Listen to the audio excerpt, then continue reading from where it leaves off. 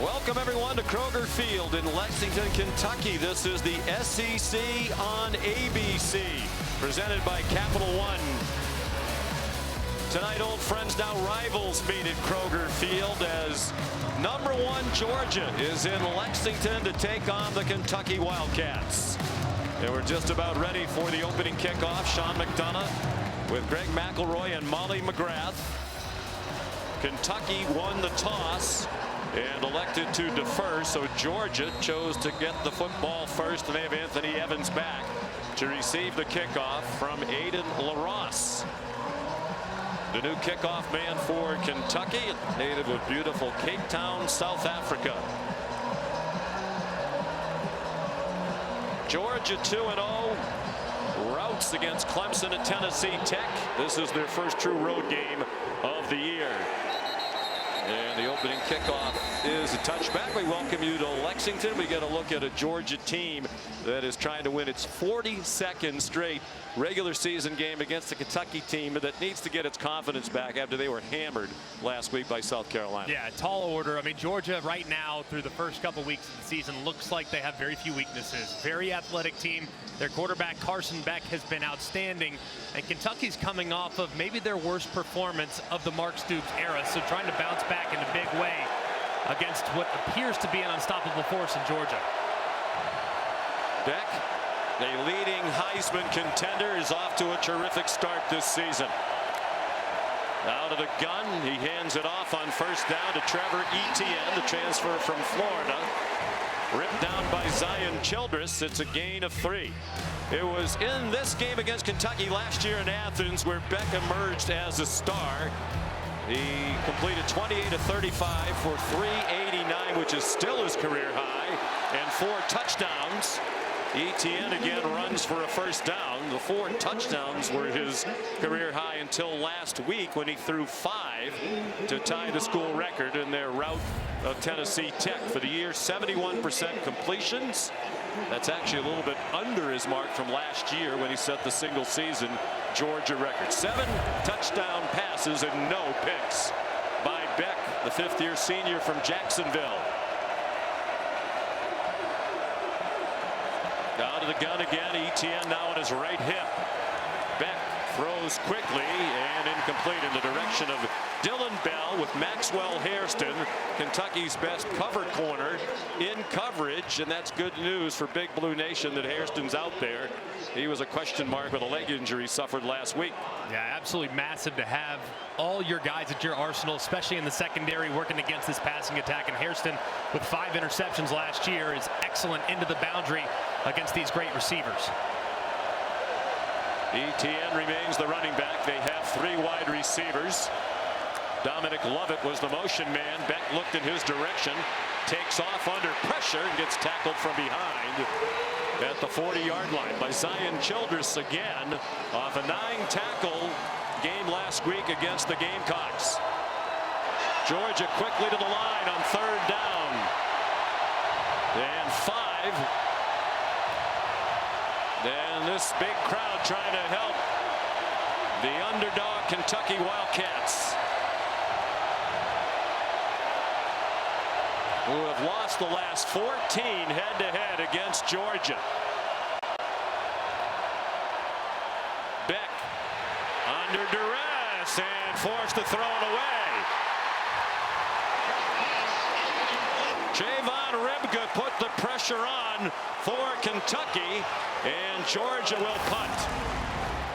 And just a 3-man rush up front as Ribka works inside against the left tackle Green.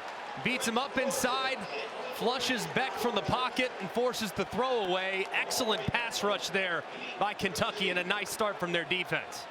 And important to get off to a good start as Brett Thorson will punt.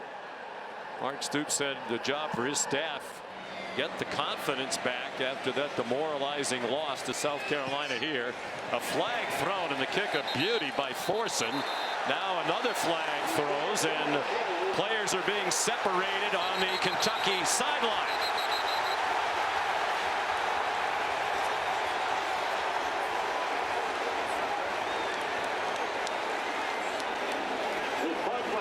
It started with Dominic Lovett, who's one of the great gunners for Georgia, and Nasir Addison, and it escalated from there.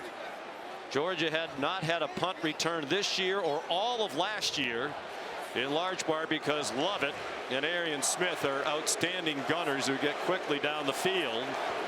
It was a 57-yard punt that went out of bounds inside the 10, but now Kyle Olson and his crew will have to sort this up.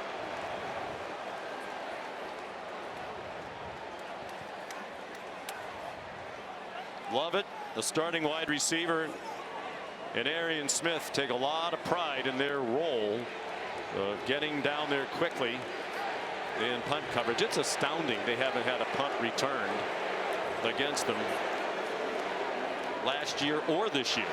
There are multiple fouls on the play, both by the receiving team. During a kick, holding, receiving team, number 21. That's half the distance to the goal from the end of the kick.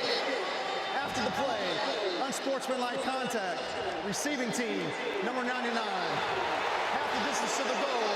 That is number 99's first unsportsmanlike foul of the game. First down, Kentucky. And Mark Stoops doesn't like the explanation. And Lovett working over here on the right-hand side as the gunner. And number 21, Addison, just grabbing up and around that jersey in the back. No Clearly question about that call. very obvious, and a retaliation a little bit from Lovett as he slams Addison down right on the Kentucky sideline. A lot of Wildcats coming to their teammates' defense there. And Kentucky with miserable field position after a shaky offensive performance last week. Will start this game against the #1 ranked team on their own 1-yard line. But not what they were hoping for. Shaky being kind. Brock Vandegrift, the transfer from the University of Georgia. He played against Kentucky last season in a blowout Georgia win in Athens. Relieved Carson Beck in that game.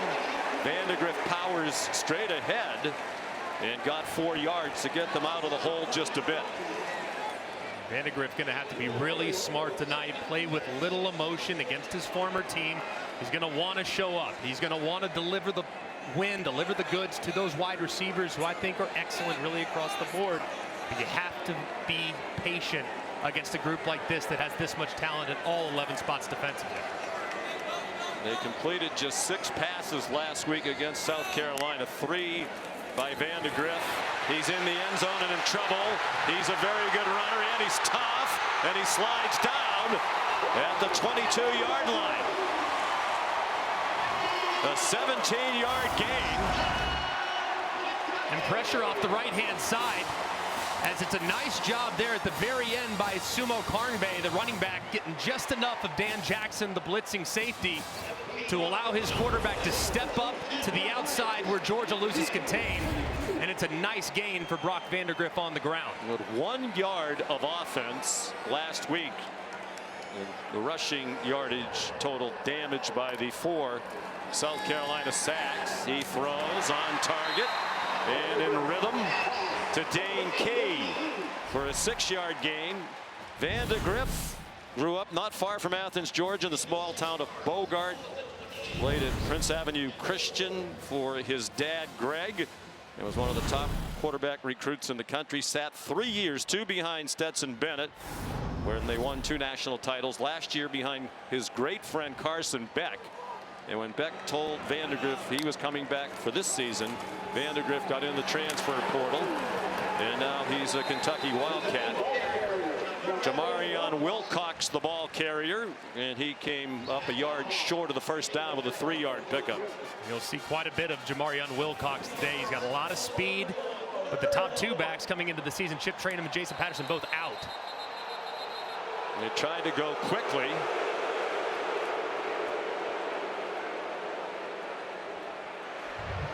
The offense substitute on the play. The defense must be given an opportunity to sub as well. Remain slowed down. Well, this crowd was not thrilled with the officiating last week when Mark Stoops' team was called for 11 penalties, 10 of them in the second half. So it'll still be 3rd down and 1.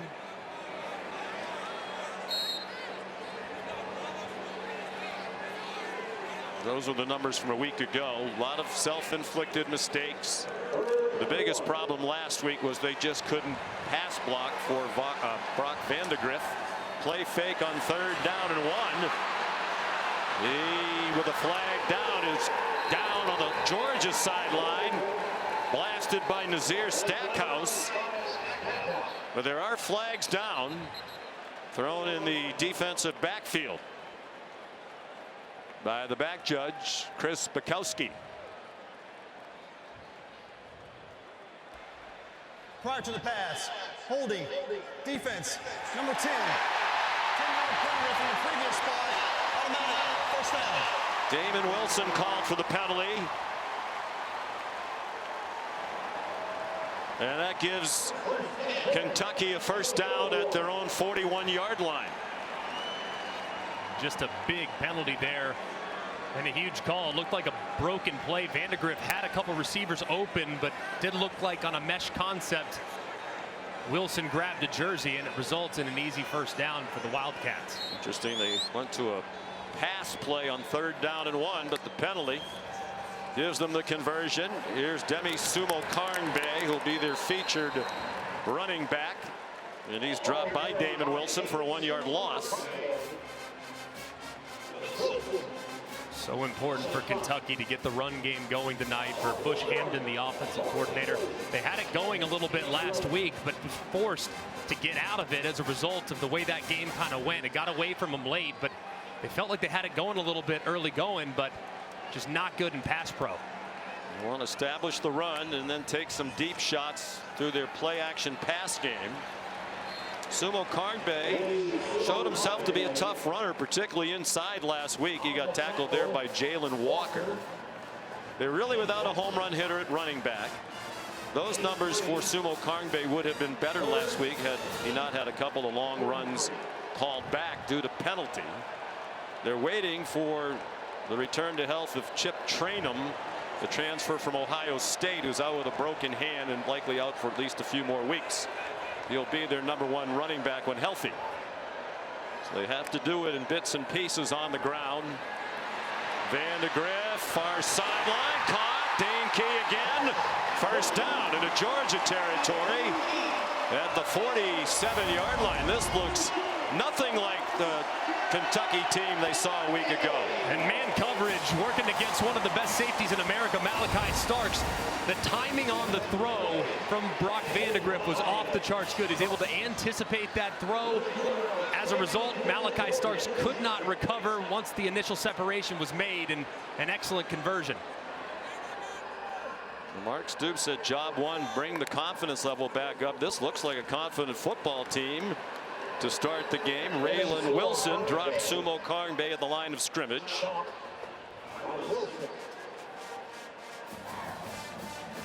Well, a moment ago, that was a great conversion on 3rd and 8 for Mark Stoops' offense. They can't make a living being behind the sticks against a pass rushing unit like this. They have so much speed and athleticism, and Mark Stoops knows they have to be efficient on 1st and 2nd down to avoid those obvious passing situations against a violent pass rush. That pass rush without Michael Williams, one of the top defensive players in the country, did not dress for the game tonight with a lower body injury. Vandagriff looked downfield and took the check down. The tight end Josh Caddis with his first catch of the season. Short gain to the 44, and they're looking at 3rd down and 7. Already 3 completions. Against a group like Georgia, most teams are going to be a little bit more thoughtful as it relates to 4th down, being a little more aggressive. So Bush Hamdan here might, depending on what they gain here, have the freedom to call a 4th down play as well. So imperative not to take lost yardage here and at least make this decision for Mark Stoops. 10th play of the drive, which started at their own 1. Georgia brings a blitz. Vandagriff lost the football, and it's recovered by Dylan Ray. Gabe Harris, the blitzer, knocked it out. And Dylan Ray, who's starting at left guard tonight for the injured Jagger Burton, recovered the fumble. And they just bring a pressure where they cross-face the left guard, Dylan Ray, who's filling in for the injured Jagger Burton like you referenced, and he just can't stay engaged. Vandegrift tries to get rid of the football, but loses it as he tries to avoid the rush. Got to be smart and keep two hands on the football, or else that could have gone the other way. Wilson buried a punt.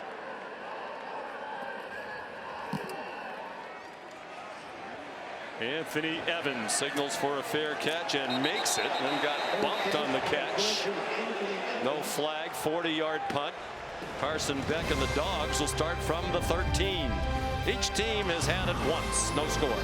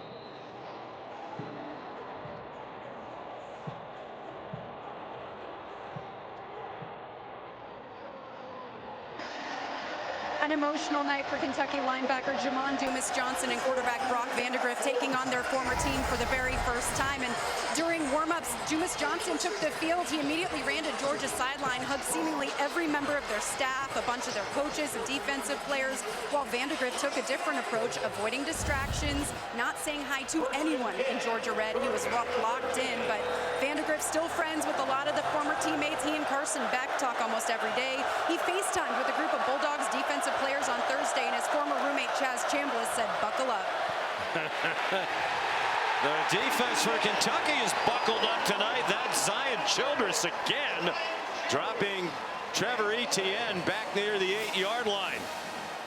And Zion Childress, the last couple weeks, has played outstanding football for Brad White, the defensive coordinator. He actually leads the team in tackles for loss, adds another one right there, filling in and making a play behind the sticks. They felt their defense played very well last week for the most part against South Carolina, particularly Childress and Deion Walker, the Mammoth defensive lineman at 6'8". Dominic Lovett dropped at the line of scrimmage. It's that man Childress again, the fifth-year senior from Houston who transferred here from Texas State. And just big time right here by Childress. We're going to get to Jurasik, who's an excellent blocker out on the perimeter. He goes right around him and makes the play for minimal gain. That was a whiff by Jurasic, the Stanford transfer.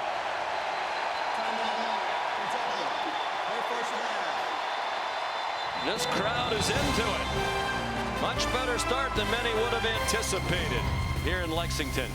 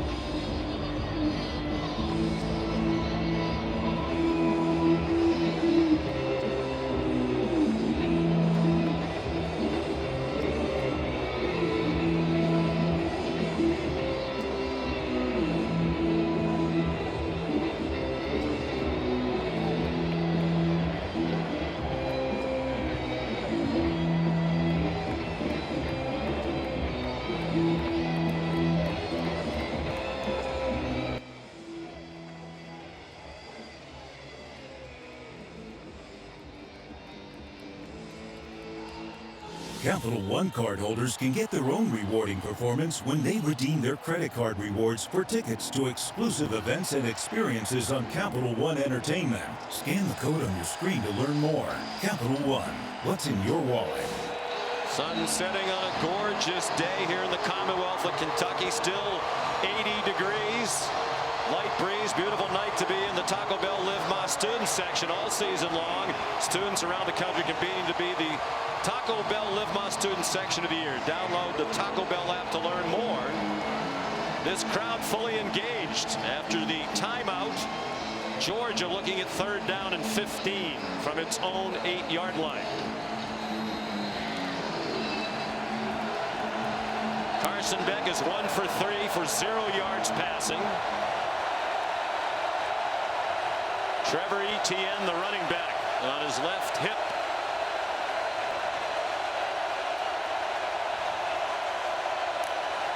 Low snap. He scoops it up. It's deflected and falls incomplete.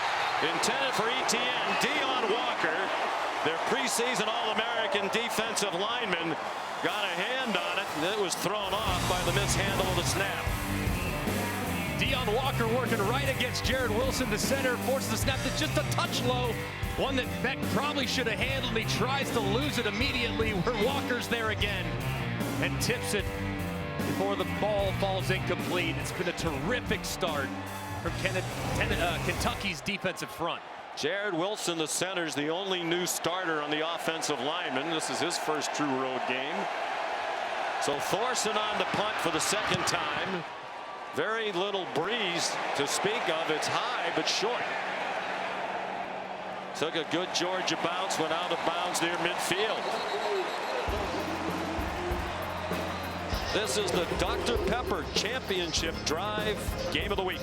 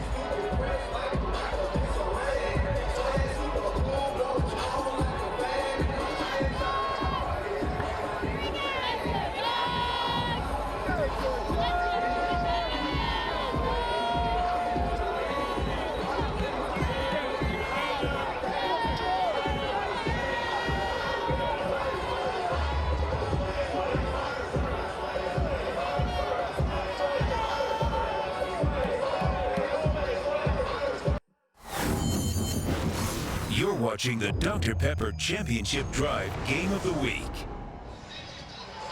Georgia Bulldogs hoping to drive to another national championship. They won back-to-back titles under Kirby Smart in 2021 and 2022. Number one most of last year. They only lost last season in the SEC title game to Alabama, which kept them out of the 4-team playoff.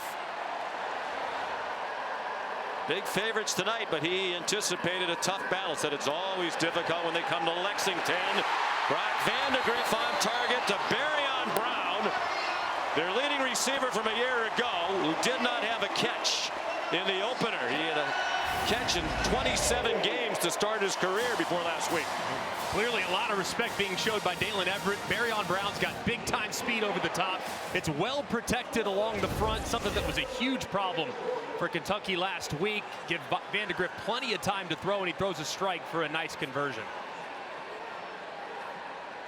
They had concerns even more about their offensive line playing without Jagger Burton tonight, who had started 27 straight games at left guard. Dylan Ray's in at left guard. Gerald Mincey's the right tackle. He was in and out of last week's game and was a question mark. There's a flag thrown. Jamarion Wilcox had his helmet come off. Chaz Chambliss, Brock Vandagriff's former roommate at Georgia, made the tackle. Molly said Chambliss and Vandagriff remain very close friends. Personal foul, face mask, offense, number 85, 15-yard penalty, Still first down. Jordan Dingle, reminiscent of last week for Mark Stoops. A lot of self-inflicted wounds in the loss to South Carolina. And he got his helmet ripped off by the face mask by Malachi Starks. Right, and you can see Malachi Starks right there. I mean, left hand just pulls the face mask right off. I'm surprised if nothing else. It's tough to see exactly what they saw with Dingle, at least from that perspective. But man, I don't know how they don't call that at the end there on Starks.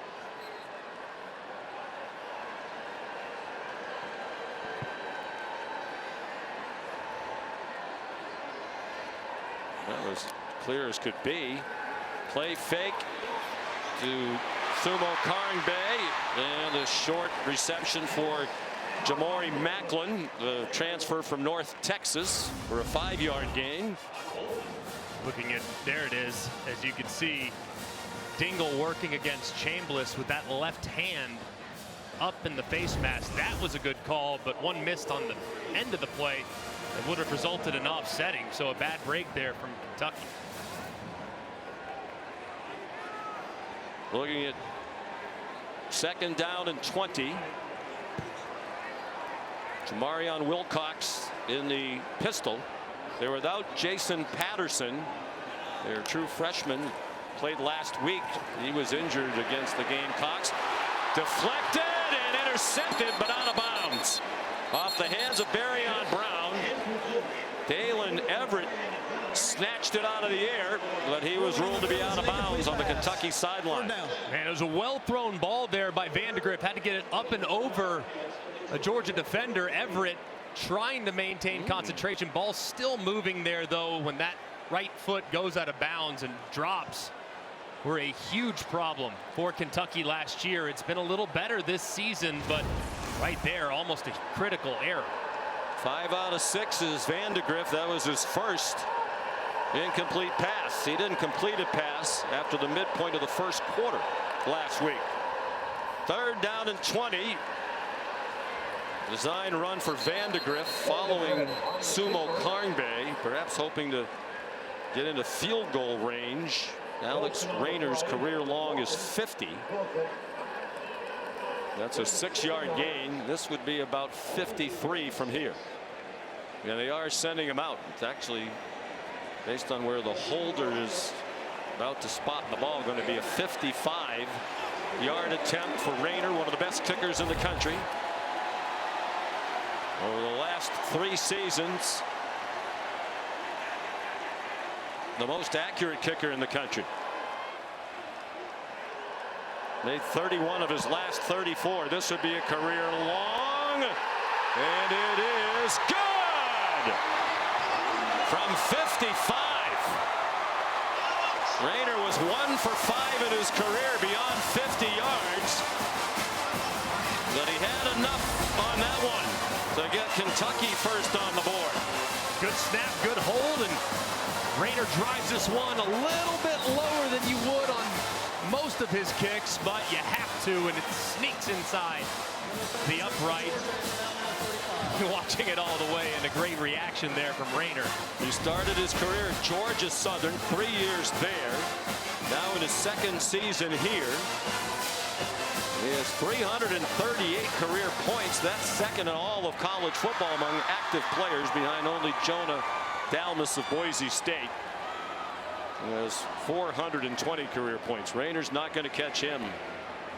Both of these teams have outstanding field goal kickers. And Kentucky first on the board. Georgia has still not given up a touchdown this season. They came into tonight not having allowed a touchdown in the last 3 games. Gave up just a field goal to Florida State in the Capital One Orange Bowl. A field goal to Clemson this season in the opener in Atlanta. And a field goal on the last play of the game in a 48-3 win in Athens last week against Tennessee Tech. And that 55-yard field goal is the longest in Kentucky history, surpassing a 54-yarder by Austin McGinnis in 2014. End over end. The Aiden LaRosse kickoff, and Anthony Evans let it go over his head. Here's Molly. Well, Sean, former Bulldog and Kentucky linebacker Jamon Dumas-Johnson told us the key against a team like Georgia is to jump on them early and shock them because they're not used to being punched first. Georgia is always the bully, but this Kentucky team, emotional and energized. Dumas-Johnson telling his teammates on the sideline, keep striking them in the mouth. Don't let up. We have to ride this momentum. And guys, this is a different Kentucky team than the one that we saw just last week. Yeah, that was the key, said Jamon Dumas-Johnson. They needed to be physical, and so far they have been. Nothing like the start Beck had against Kentucky last year. He completed his first 13 passes. He's 1 for 4 tonight. Takes the check down to Arian Smith. And the speedy wide receiver got across the 30-yard line. Run down by J.Q. Hardaway. The biggest keys when playing against Georgia is you have to match their physicality, which is so hard for most teams to do. Kentucky won't have a problem with that. This is a tough football team. Now, how do they match up athletically? Last year, Georgia made it a track meet. It was a real problem for Kentucky, but so far, their defense especially, they've gotten some pressure on Carson Beck, making them uncomfortable. Quick hitter on the ground for Trevor Etienne.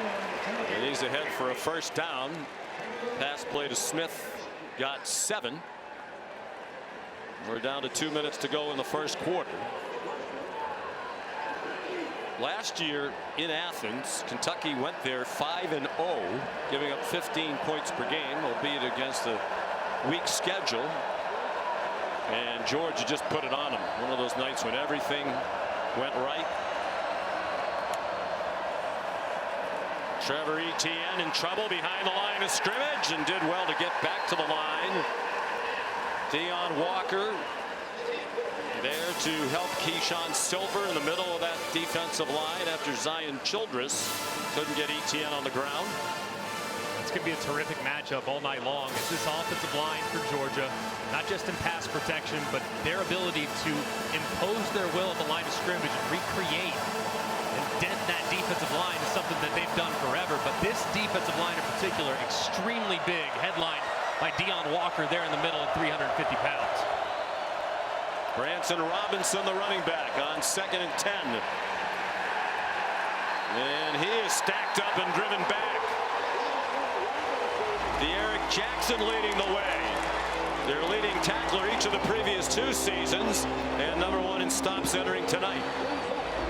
Last year, Georgia, one of the best teams in America on 3rd down. And so far this year, they have not been nearly as good, mostly because they've been playing behind the sticks, a lot of 3rd and longs. We've seen Brad White rush 3 and drop 8 already today. They brought a little pressure. Let's see what he opts to do here. Looks like a pressure look with man behind it from Kentucky in the pre-snap lineup. Georgia was 55% on 3rd down last year. Well below that, as Greg said.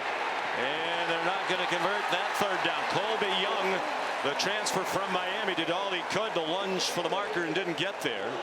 He did get 7, stopped by J.Q. Hardaway and Jordan Lovett. And Kirby Smart is going to let the first quarter end. Or is he? He's gesturing as if he wanted it to end. And they are going to let the time run out.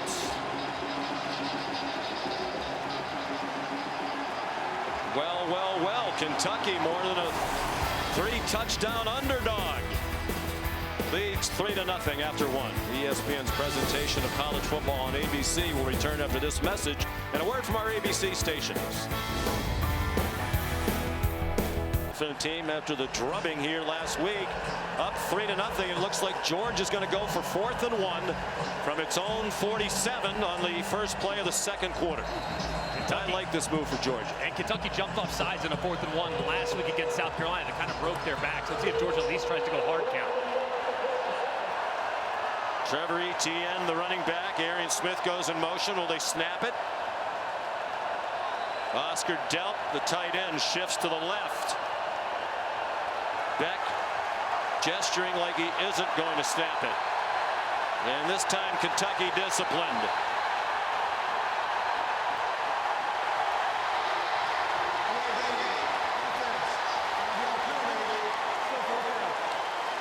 I'm surprised they didn't go for it, Greg. You're the #1 team in the country. You've won 41 regular season games in a row. You're on your heels a bit. You know, here's a chance perhaps to take momentum away from this Kentucky team and this crowd. Yeah, I don't have a problem with it at all when you have the superior roster. If you've been running the ball with efficiency, which they have at times in this game, but field position game, they probably believe that they can probably get things sorted out with how Kentucky played last week offensively, and they're just running hot right now. Team that really struggled last week. Brett Thorson punts for the 3rd time, and it goes in the end zone. Georgia punted once against Kentucky in their 51-13 win last year in Athens. Next week, more primetime SEC action on ABC. What a matchup. Number 7 Tennessee against 15th ranked Oklahoma, presented by Capital One. Tennessee's playing Kent State tonight, leading 23-0. And Oklahoma beat Tulane today to go to 3-0. Georgia has won 10 straight games when trailing after the first quarter. It doesn't happen often. And they're 32 yards in the first quarter, their fewest in an opening 15 minutes since 2019, when they had 11 yards of offense against Texas A&M. It's been a really good performance by Kentucky defensively, just mixing their looks and making Carson Beck a little uncomfortable. Pretty solid offensively as well. Nothing flashy. They get it to Barrion Brown. And the junior from Nashville ducked down at the 23, a gain of 3. Jonel Aguero on the stop for the Georgia defense. It obviously starts up front for Kentucky. I mean, you have to be able to protect your quarterback, but I think Bush Hamdan, the offensive coordinator, has done a good job of mixing up the looks offensively too. Some runs inside, some runs outside, some quick throws, and then a couple deep play action shots as well to keep Georgia guessing. The pistol, Demi Sumo Karnbay, transfer from NC State.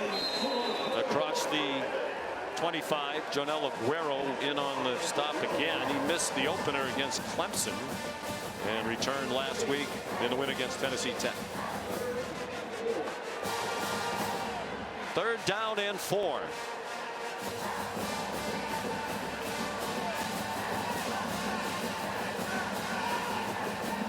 Three receivers, and now they send Sumo Karnbay out in motion.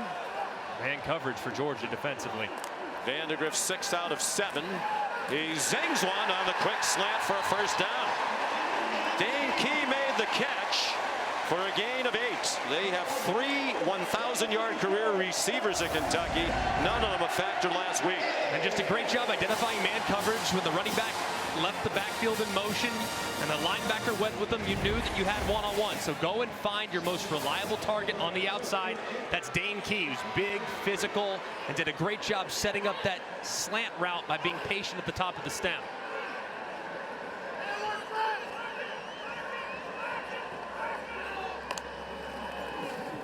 Back to the pistol, play action pass. Vandegrift in trouble after a safety blitz from the freshman KJ Bolden, and he wisely threw it away.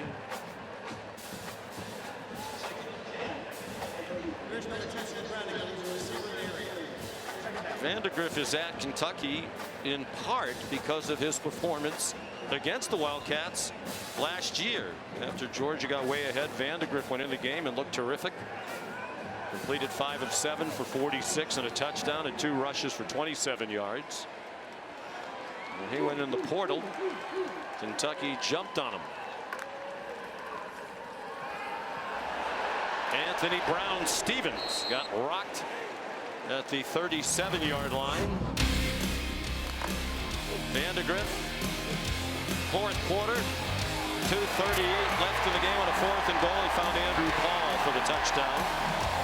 He threw for 46 after Beck put up 389. Brock said he would still be at Georgia had Beck gone to the NFL. And Carson Beck told us Vandegrift was among the very first people he told he was staying to give Brock the chance to get into the portal as early as possible. 3rd down and 7. Vandegrift throws short, and a good tackle by Julian Humphrey to chop down Demi Sumo Karnbay for a gain of 1. And here comes a Kentucky punt. Anticipating man coverage across the board. They get man coverage on the right side, but they get some zone coverage on the left side. This is a combo coverage by Georgia. Thinking you're going to get a shallow cross because of a pick, a natural pick, or a rub as offensive players, and he's going to be out the back door with a lot of speed. And they have a zone coverage defender waiting right for him. Great call. Wilson Berry, the 26-year-old Australian, brother of Jordan Berry, who's punted in the NFL for Minnesota and Pittsburgh. And it's down near the 20. A 43-yard punt.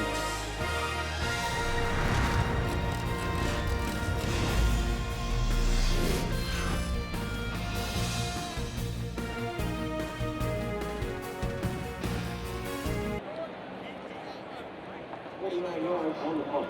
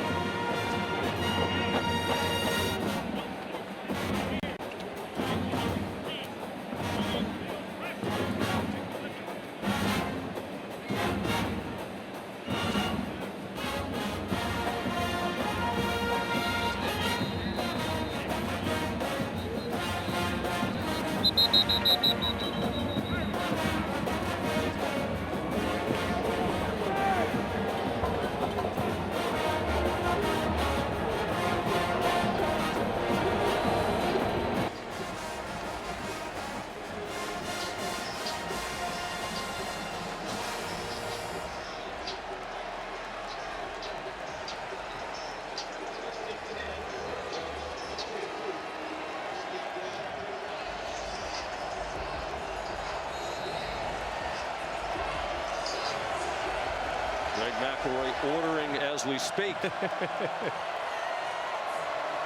Georgia, just 32 yards of offense. 3.5 minutes into the second quarter. Carson Beck. The short completion over the middle to Dominic Lovett. A gain of 3. Just the 14th play run by the Dogs. Kentucky has run 20. Kentucky has a 2-1 edge right now in time of possession.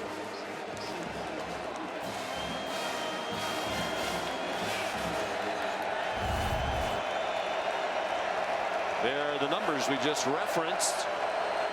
Carson Beck's 4 out of 7, but just 17 yards passing.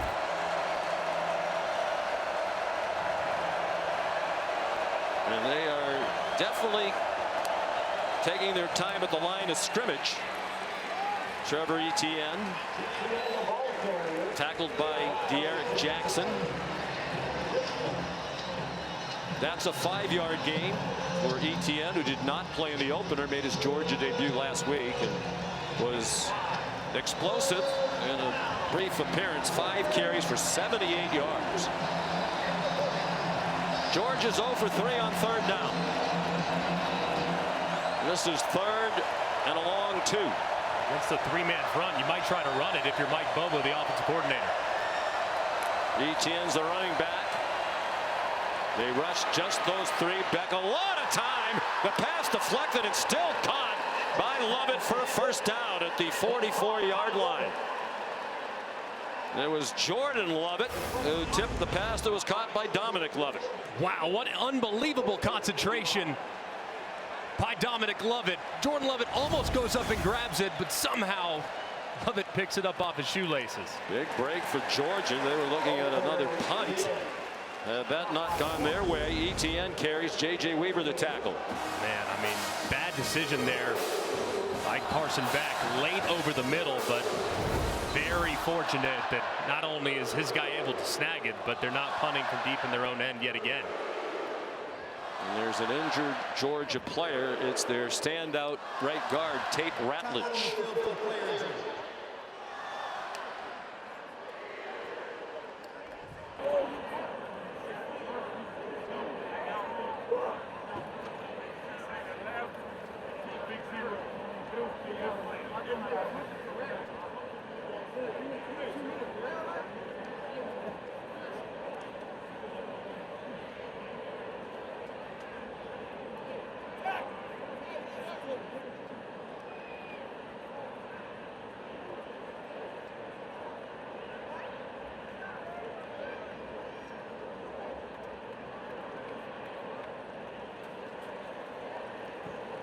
Picking up on the play, number 69, Tate Ratledge from Georgia.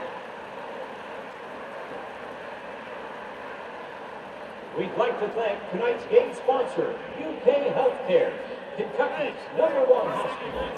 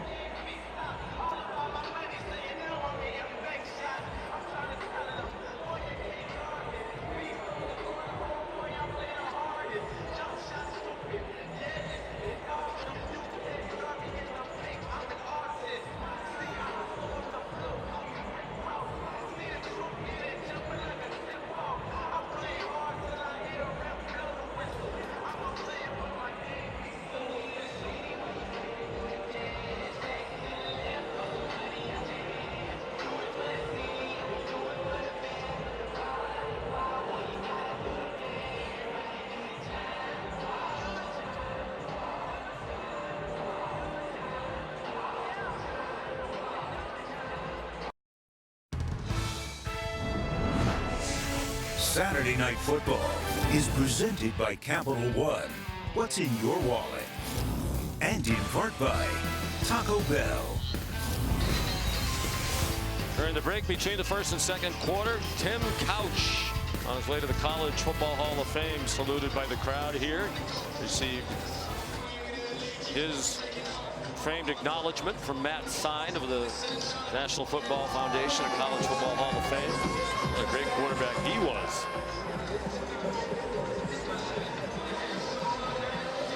So Ratledge helped off.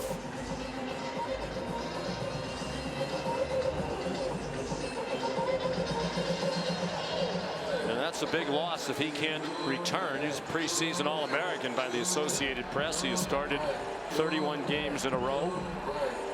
Micah Morris and Dylan Fairchild are now the guards. Morris had been rotating in with Fairchild at the left guard. Now it looks like he'll be the right guard.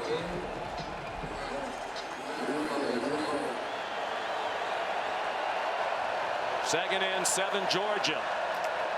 They haven't run a play in Kentucky territory yet. Etienne won't get to Cat territory as he swung down at the line of scrimmage by Davron Rayner, a linebacker who rotates in, transfer from Northern Illinois. Third down and 7. The Dogs 1 out of 4 on third down. Etienne, the running back.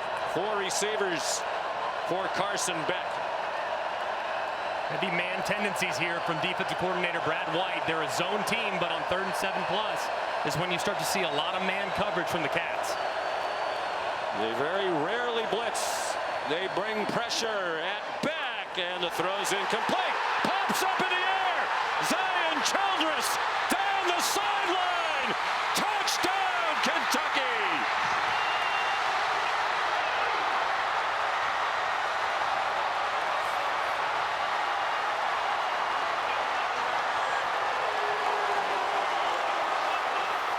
Off the hands of Dominic Lovett. It wasn't a great throw, in part because of the pressure, and Childress brought it back 55.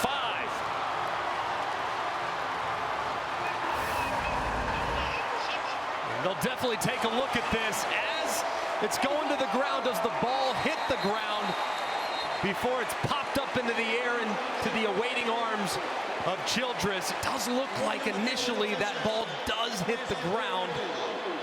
As Lovett's going for it. He made such a great catch a moment ago at his shoelaces. This one's off the mark, and to me, of course, has to be indisputable video evidence beyond all doubt to overturn, but it certainly looks like the ball hits the ground and then pops up into the air. So I would not be that surprised if this thing's ruled incomplete. What a huge play. Welcome to the ESPN Pylon Cam, brought to you by Progressive. And let's bring in Matt Austin, our rules expert. Matt, what do you see here? Well, this is going to be an interesting call for the replay booth, because if the receiver had maintained control of this ball, would they have called it a catch? He looked like he had firm control. The ball's allowed to hit the ground as long as it doesn't move. Doesn't look like it moved until the receiver rolled over. Then it popped up. So that's a big decision for the replay booth. Matt, is it a situation where there might just not be enough video evidence to overturn? That's always true too. But like you said, the ball did touch the ground. Did he have control? The only person that really knows is the receiver. I guess the question I would ask then, Matt, is it possible that they ruled this a catch and then he's down and the ball came out after he's down? It would be a completed pass for Georgia. That's always a possibility if they say he had firm control. But then again, the argument is, how firm could it be if the ball popped out so easy? So you're probably looking at an incomplete pass. That would seem to make sense. Jim Laborde is the replay official. You know, Mark Stoops didn't want to sound like he was bemoaning bad luck a week ago, that we didn't play well. We were our own worst enemy. But there were a lot of things that went against them last week. 4 times South Carolina fumbled, and Kentucky didn't recover any of them. After video review, the pass was incomplete. There is no touchdown. It'll be 4th down at the minus 28-yard line. I think they got that right. I think you and Matt agree. Well, it takes the wind out of the sails, and the initial jubilation of a pick 6 still just held one of the best offenses in the country to yet another punt. So this defense is playing excellent football right now. So now Mark Stoops going to try to make sure that the guys acknowledge the silver lining, even though the touchdown was taken off the board. Yeah, and again, it's 4th down for Georgia.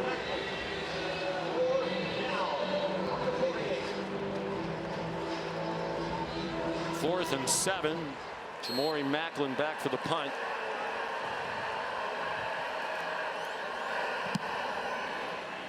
Georgia still has not committed a turnover this year, forcing another really good punt that goes out of bounds inside the 10. Brad White said Kentucky really needs 2 takeaways if they can get them on defense tonight to help their cause. Kick off your Week 2 NFL Sunday at 10 a.m. with the Countdown crew on ESPN and the app. They'll have the early breaking stories, injury updates, previews of each game right up to kickoff, and then Week 2 of Monday Night Football on ESPN, ESPN Deportes, and ESPN Plus. The Atlanta Falcons against the Philadelphia Eagles with Peyton and Eli on ESPN2. Scott Van Pelt and the Monday Night Countdown crew get you started at 6 p.m. Tate Ratledge going into the medical tent on the Georgia sideline. I hate to see that. A guy that's had some ups and downs in his career, been there a long time and has had some injury woes. So hate that he's on the cart now going to get evaluated. Play fake by Brock Vandagriff out of the end zone. Incomplete over the head of Anthony Brown-Stevens with Jonel Aguero in coverage. It's just amazing the night and day difference that we're seeing from Kentucky's offensive line. I mean, last week just constant penetration, constant pressure, and now holding up against a defensive front that is outstanding even without 2 of their best players in Brinson and Michael Williams, who are unavailable tonight.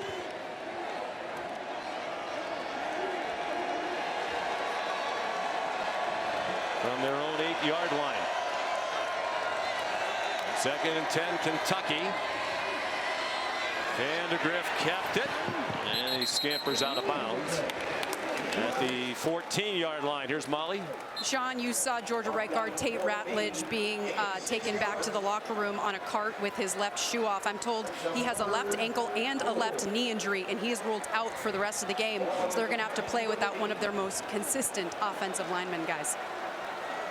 His career got started slowly due to injury, but once he got healthy, 31 straight starts. We mentioned preseason All-American, a top NFL prospect.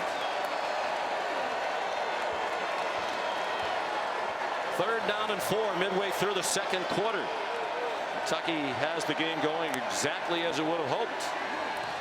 Under duress, Vandagriff got hit by Jalen Walker, and the pass thrown incomplete, and now there's a late flag, a couple of them behind the line of scrimmage, and the crowd thinks it's going against Walker. Walker hit Vandagriff so hard. Did he drive through all the way to the ground with all his body weight? Personal foul, roughing the passer. Defense, number 93. They're driving the quarterback into the ground. 15-yard penalty, automatic, 1st down. Called on Ty Ingram Dawkins, getting the start in the absence of Michael Williams tonight. And it just so unfortunate for a defender. You make a great play. Man, I mean, he definitely drove the quarterback to the ground, but I don't know what you can ask. I mean, he doesn't do anything unnecessary. He wraps up. Guy as well. Definitely. It's Walker who the penalty was on, but man, that just didn't seem too egregious on the hit on Vandagriff. Ingram Dawkins pleading his case with the coaches. It wasn't me. Play fake. They wanted to get more of this. He got it off just in time, and it is caught on the far sideline. There's a flag down. They're ruling it a catch. The Dogs, with the play right on their sideline, thought it was incomplete. It's a 15-yard gain if it stands. There's also a flag. Yeah, I mean, that was wild. Just unbelievable concentration from Ferrier.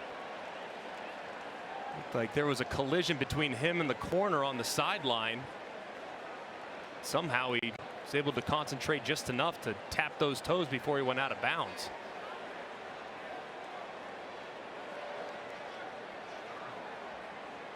Kyle Olson having a long conversation with his crew. Ferrier's a transfer from UAB. He played 3 years, his first year here at Kentucky. And the officials having a very long conversation trying to sort this out.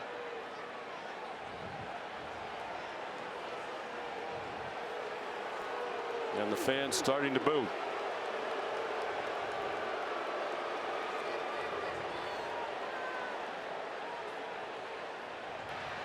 There is no foul for defensive pass interference.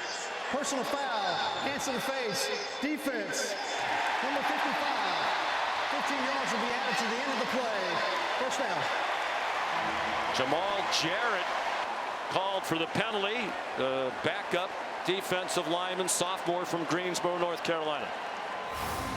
Jarrett's working right against the center in the middle of the screen. You'll see his left hand getting up into the face of Eli Cox as he's trying to disengage right there. And a good call by the center judge. You'll see the flag fly in there from the bottom left corner of the screen. And how about the concentration? They're going back to look at the catch. Looks like he caught the ball. Question is, did he complete the catch? The other question is the first foot come down in bounds? We'll talk more about that when we come back.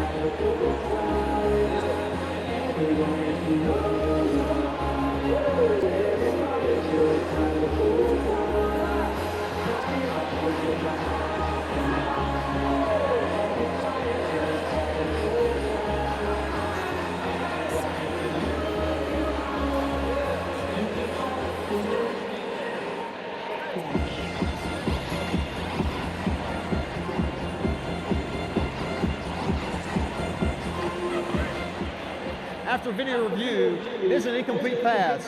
The receiver's left foot was out of bounds when he controlled the football. However, there is a personal foul, hands in the face, 15 yards from the previous spot, for the automatic first down.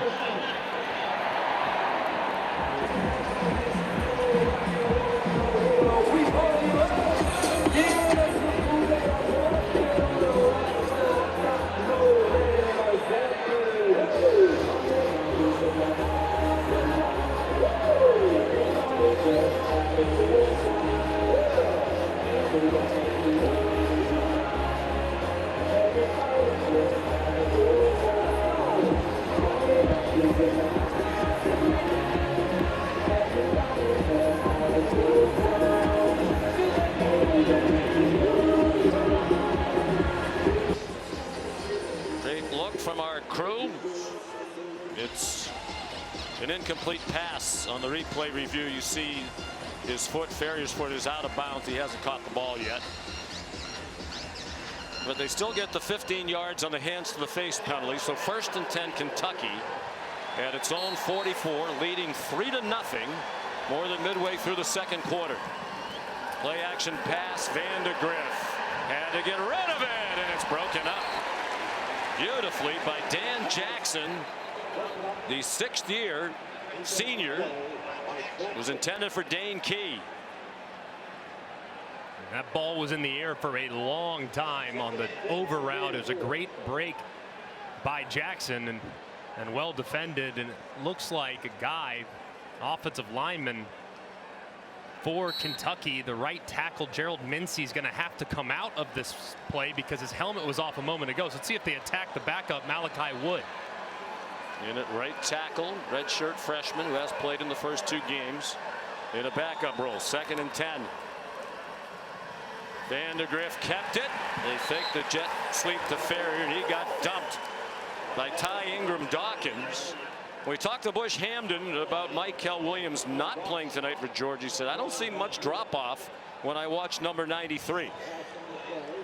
He's really come on here and in the system for a few years. And there's so many guys on this Georgia defensive line that can take over the game. But here in a 3rd and long situation, my eyes always seem to go towards number 11, Jalen Walker. He's lined up here at the top, and he is a handful off the edge.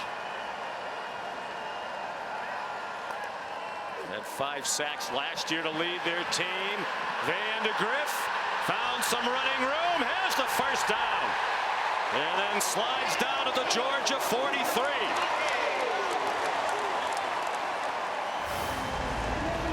And just a great job here by the offensive line and the running back. How about Sumo Karmbe saving a life as Ingram Dawkins breaks free. Probably going to have a sack if not for the great play there by the running back. And Vandegrift told us a couple weeks ago, hey, I'm not sliding if it's third down or if it's touchdowns. There, he did slide, so a good move, but he got the line to gain first. 15-yard gain. Play fake, and Ingram Dawkins is there again. And this time he got him. Nobody got in the way of the redshirt junior from Gaffney, South Carolina. Second sack for the Dogs. Man, I'll tell you what, they have a tight end over there to help. Mincy's blocking down. Caddis is trying to block down, but Ingram Dawkins just way too strong as he works right inside, spin move, and drops Vandegrift for a big sack. Without Williams last week, he had 3 tackles for a loss. That was a career high. Of course, it was against lesser competition, against Tennessee Tech. Program rebuilding under terrific coach Bobby Wilder. Look out! Vandegrift hit and lost the ball. Raylan Wilson knocked it free, and Damon Wilson has it.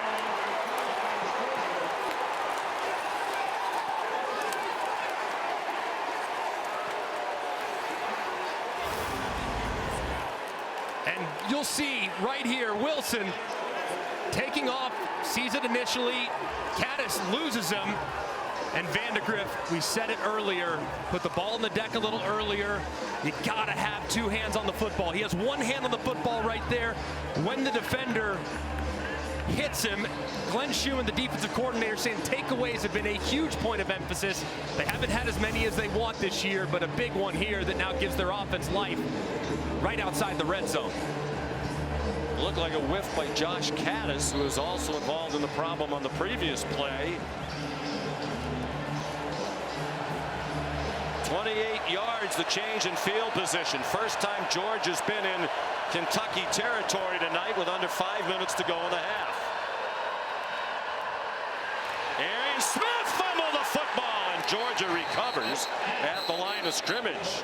And now they're going to rule it an incomplete pass that he never had full possession. Arian Smith.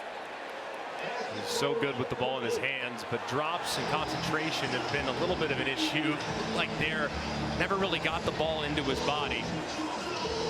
See those Kentucky defenders reaching for that football and dropping them. Unfortunately, they called it incomplete. And Childress broke it up. Georgia just 58 yards of offense. Kirby Smart said we've struggled in recent years in our SEC road opener. Last year at Auburn, it took them a long time to get control of the game. Really just pulled away late. Etienne rumbles down to the 16. A couple of years ago out of Missouri, very early. The SEC schedule on the road. That one went all the way down to the wire.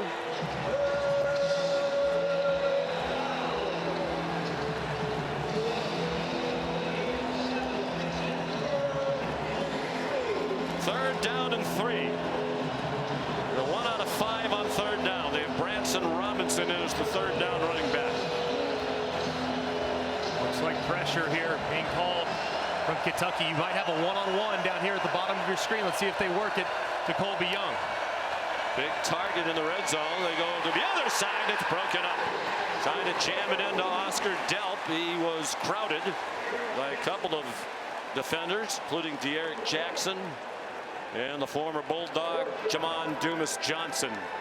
Just great job of disguising there. It looked like there were a bunch of defenders to the right-hand side, which is a quarterback. You're kind of thinking, why are there so many guys in gray jerseys to the right-hand side? I'm thinking maybe there's pressure coming. Maybe there's a blitz coming. Maybe they're going to roll down. Instead, they drop back out into a cover 2 look, forces the underneath, and they break on the play for the incompletion. Hayden Woodring, the sophomore, trying to tie it with a 34-yard field goal. Carson Beck is the holder. And Woodring remains money. Now 26 for 30 in his career. You're watching the SEC on ABC from Kroger Field in Lexington, Kentucky. Sunday Night Baseball tomorrow night on ESPN, ESPN Deportes, and ESPN Radio, 7 Eastern Time. The Dodgers and the Atlanta Braves. Coverage begins at 6 with baseball tonight. Dodgers leading the NL West. The Braves in a real fight for a wild card spot, battling injuries much of the year. Here are the numbers for the quarterbacks tonight. We came on the air talking about old friends, now rivals, and Vandegrift outplaying to this point the man he used to back up. That's right, Sean. Vandegrift is known for his toughness. He prides himself in that. From that last drive, he nicked up his elbow a bit. It's bleeding considerably, so they wrapped his left arm because it was bleeding so much. But he told us, I'm not afraid to run with it. I'm not afraid to show my toughness. You can tell he's winning his team over with his play here tonight. And he told his teammates, I'm fine, and waved them off when they checked on him, guys. Had a bit of a shoulder issue. Georgia well aware of his toughness. Practiced against them regularly for the last 3 years. Darion Brown, no chance to return the Peyton Woodring kickoff. You know, we talked with both sides. We asked Vandegrift, Bush Hamdan, do you have any kind of an edge? Because Vandegrift's so familiar with the Georgia defense. And the other way around, the Georgia defense knows Vandegrift, and both sides kind of seem to think it was a non-factor. Yeah, I think it's a bit of a factor. Look, there is an intimidation factor when you play against a team like Georgia defensively. And knowing that Brock Vandegrift went against that every single day in practice for the last 3 or 4 years, he's seen every pressure they could run. He's seen every coverage they could run. So it feels like the learning curve. For some guys, it's hard to ramp things up to play against this type of speed and this type of aggressiveness, and he saw it every day, so not quite as difficult for him. On first down, after the good job by the Kentucky defense to hold after the turnover, Demi Sumo Karngbae tackled by Smile Munden after pickup of 5.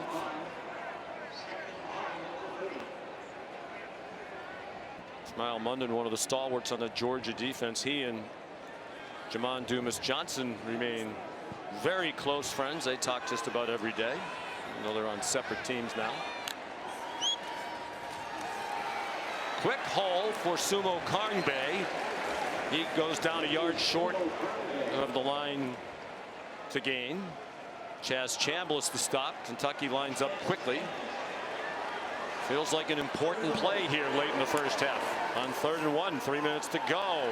Sumo Karngbae bounced outside, has a first down. Now at the 46-yard line, 12 yards on the run. And they've hit it up inside many, many times, but this time Ingram Dawkins tries to take a peek inside, and as a result he loses contain, and Demi Sumo Karngbae is out to the edge. Time and time again, stay patient. Georgia that time peeking inside, and it led to a big run.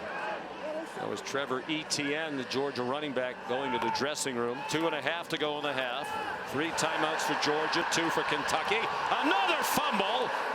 Ellis Robinson, the true freshman, blasted it out of the arms of Jordan Dingle. Everett who blasted it.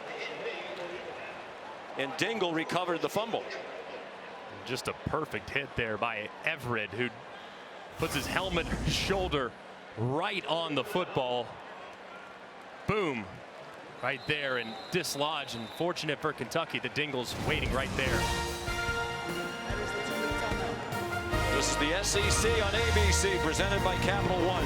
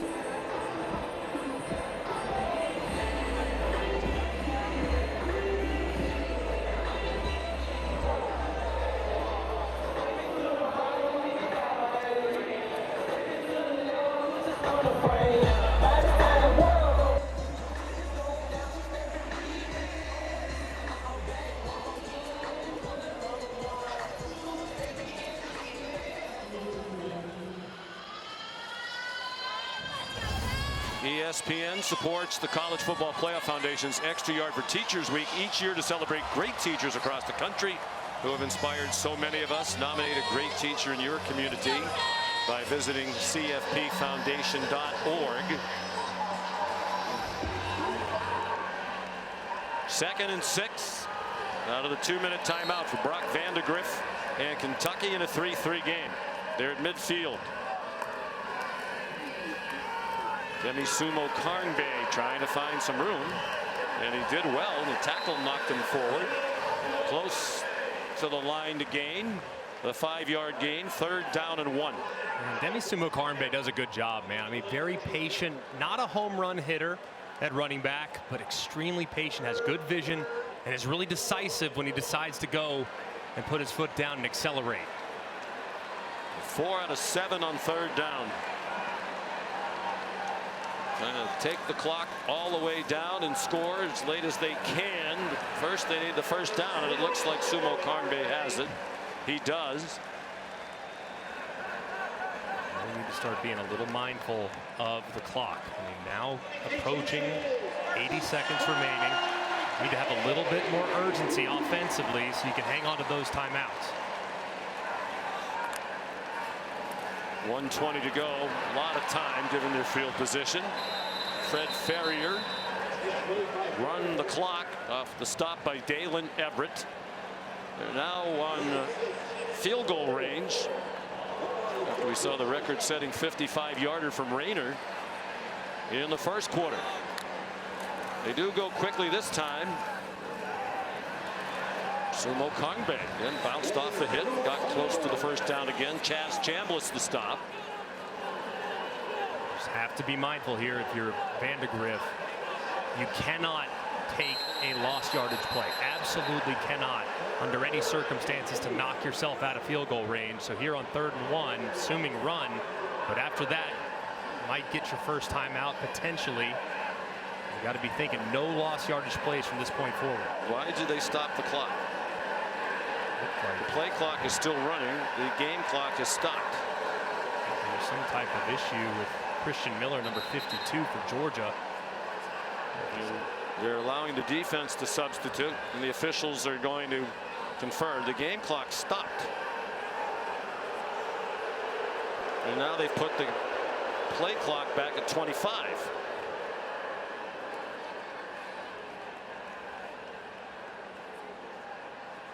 The defensive injury qualifies for a 10-second runoff.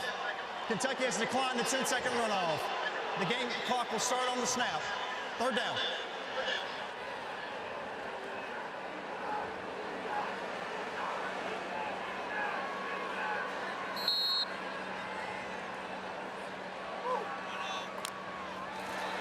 Sumo Karnbay, they fake it to him. Vandagriff lowers his head and has the 1st down and is fired up about it. 4-yard pickup.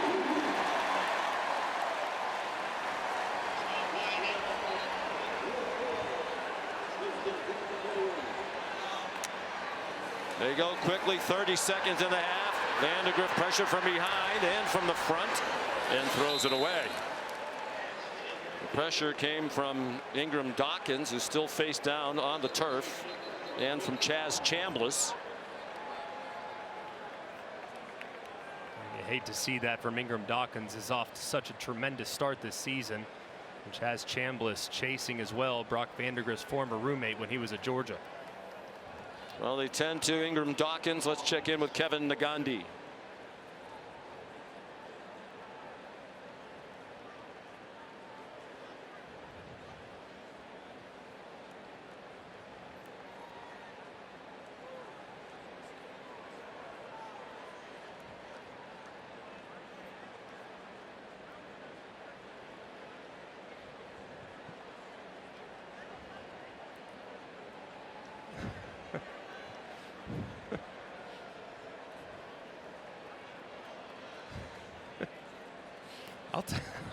I'd love to be compared to Carson Beck as a player.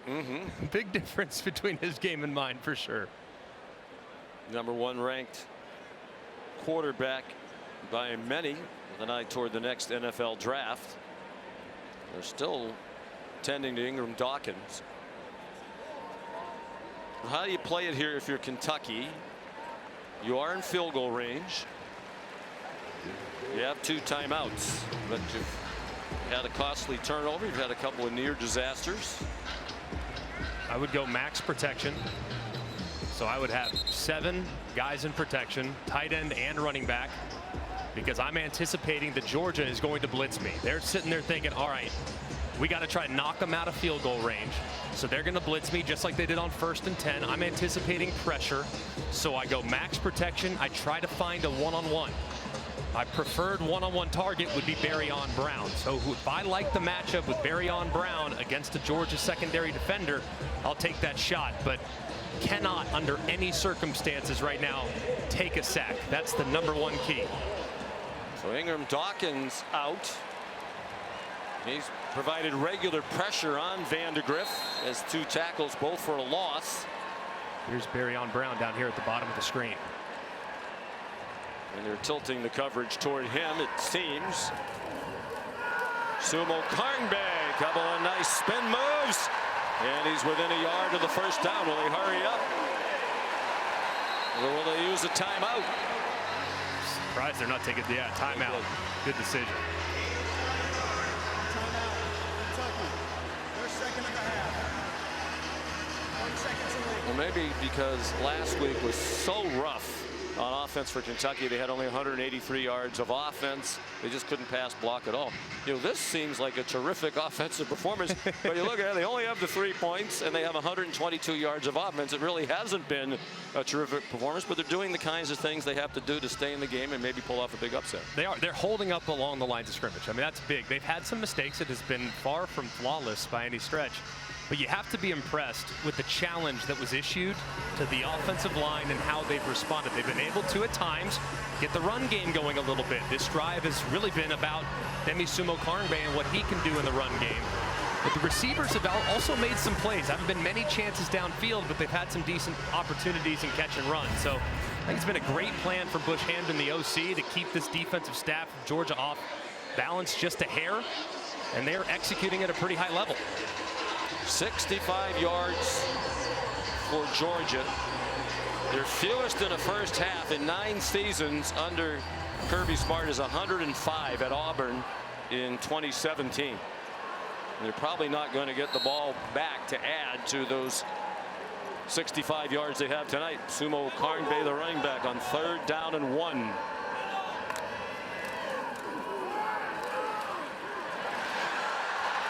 Whoa, he got blasted up high by Dan Jackson at the end of the run, but he is a tough runner. And they've had a hard time tackling him. It's looked several times like he would get stopped well shy of where he eventually went down. 9 seconds to go. Kentucky uses another timeout. Mark Stoops wondering about a possible targeting on that hit delivered by Dan Jackson. It was a big collision. Nice run. See the patience there by Sumo Karngbae.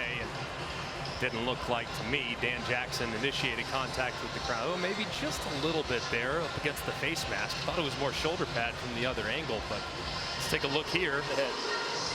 Side of his helmet. Yeah, it looks like the side of the helmet, Dan Jackson, that makes the contact. And that halo at the top of the helmet, that's what would require the contact to be made for it to be targeting. So now what do?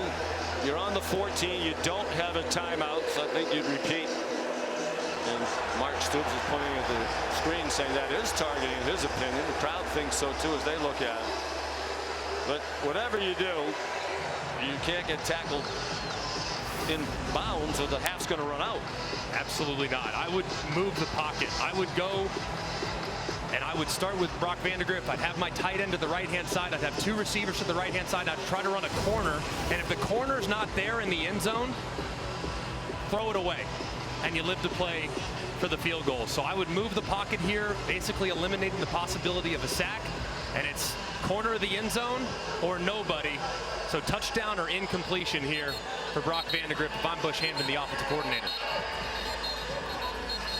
Another time-consuming drive, which was the plan. Establish the run, throw play-action passes off the run, move Vandagriff around. Going to have almost a 2-to-1 advantage in time of possession at the half. That's Eric Wolford, who undoubtedly challenged the offensive line after that horrible, surprisingly bad performance last week.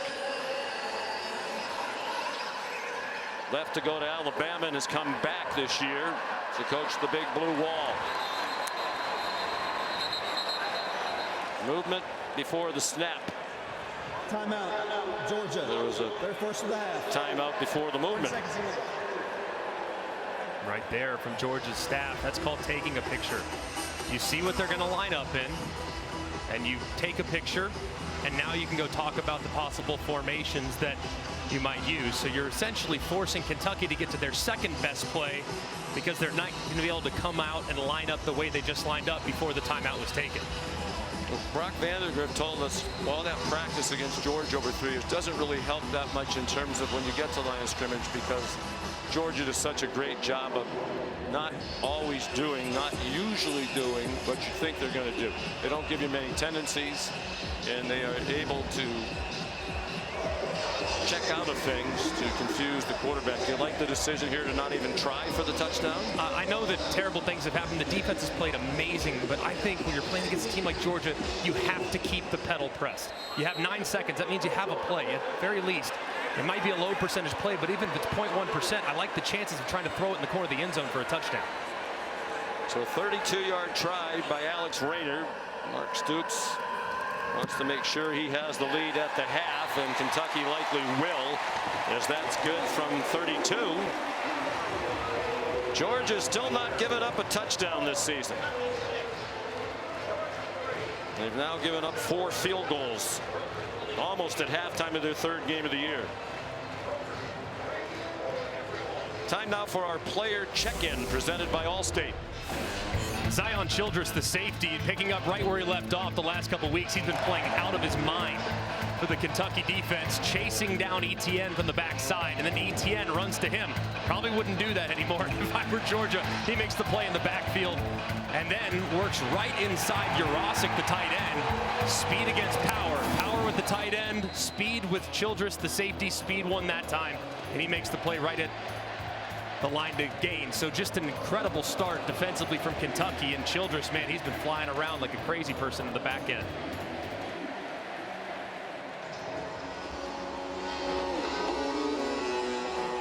"65 yards of offense for the #1 team in the country." Zion Childress, big part of this defense.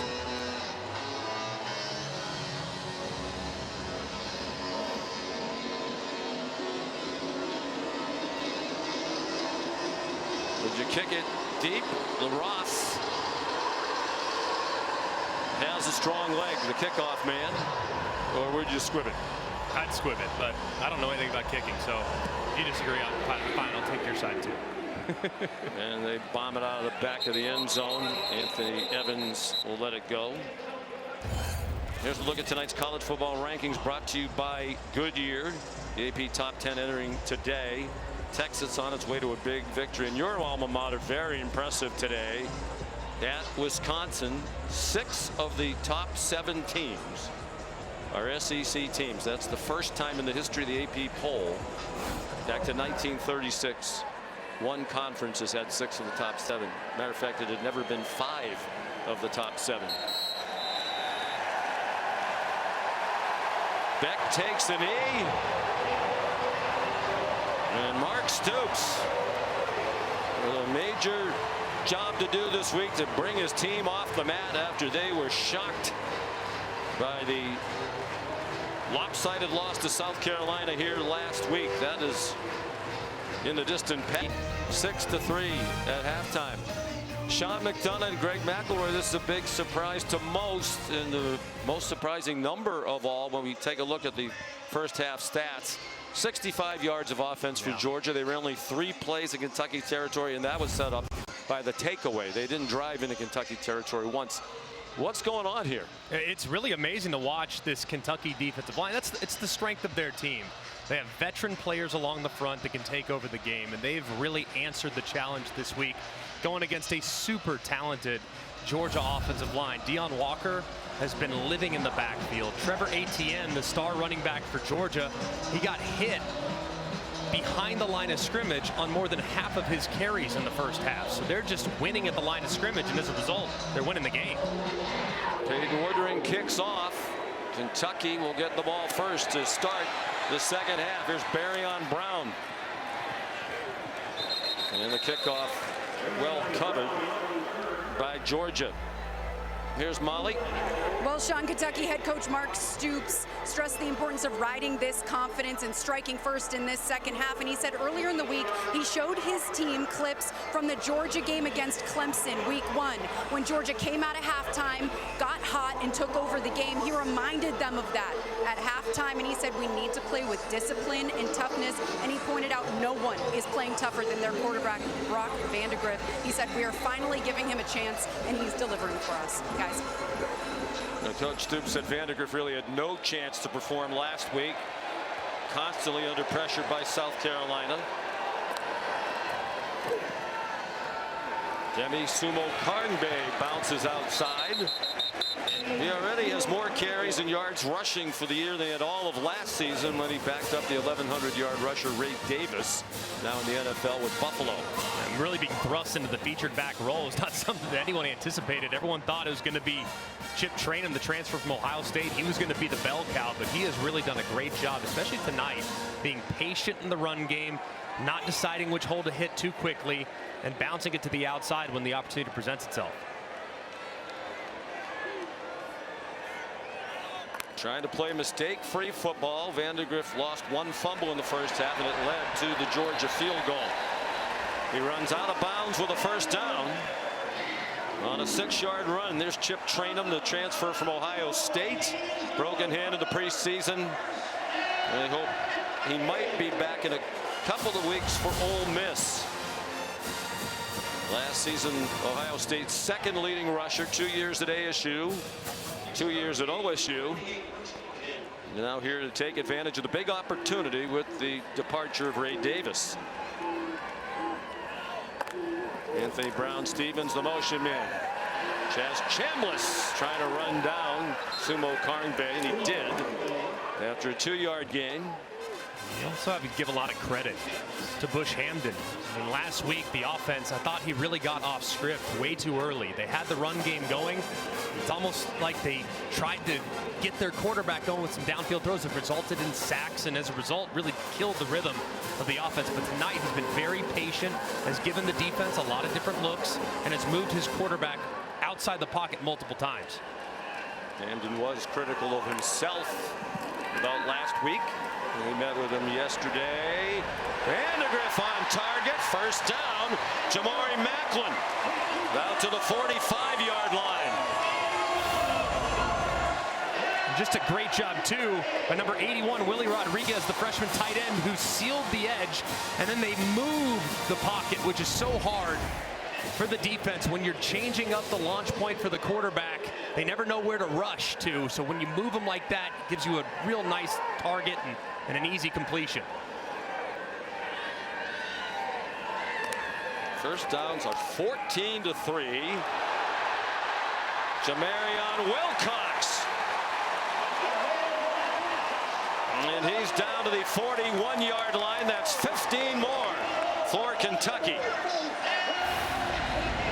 And they almost, I mean, you look at Jalen Walker, he almost goes down and gets this one on the zone read. But Wilcox too quick. He just goes right past him. Walker never locates, and he's out the gate for another nice gain on the ground.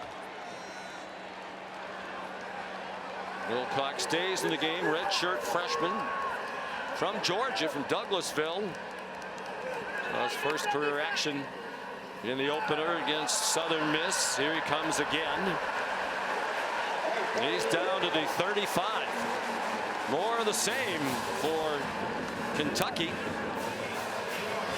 They are just continuing to to lean on that offensive line, a group that struggled so mightily. Without their left guard tonight, Jagger Burton, in steps the backup Dylan Ray.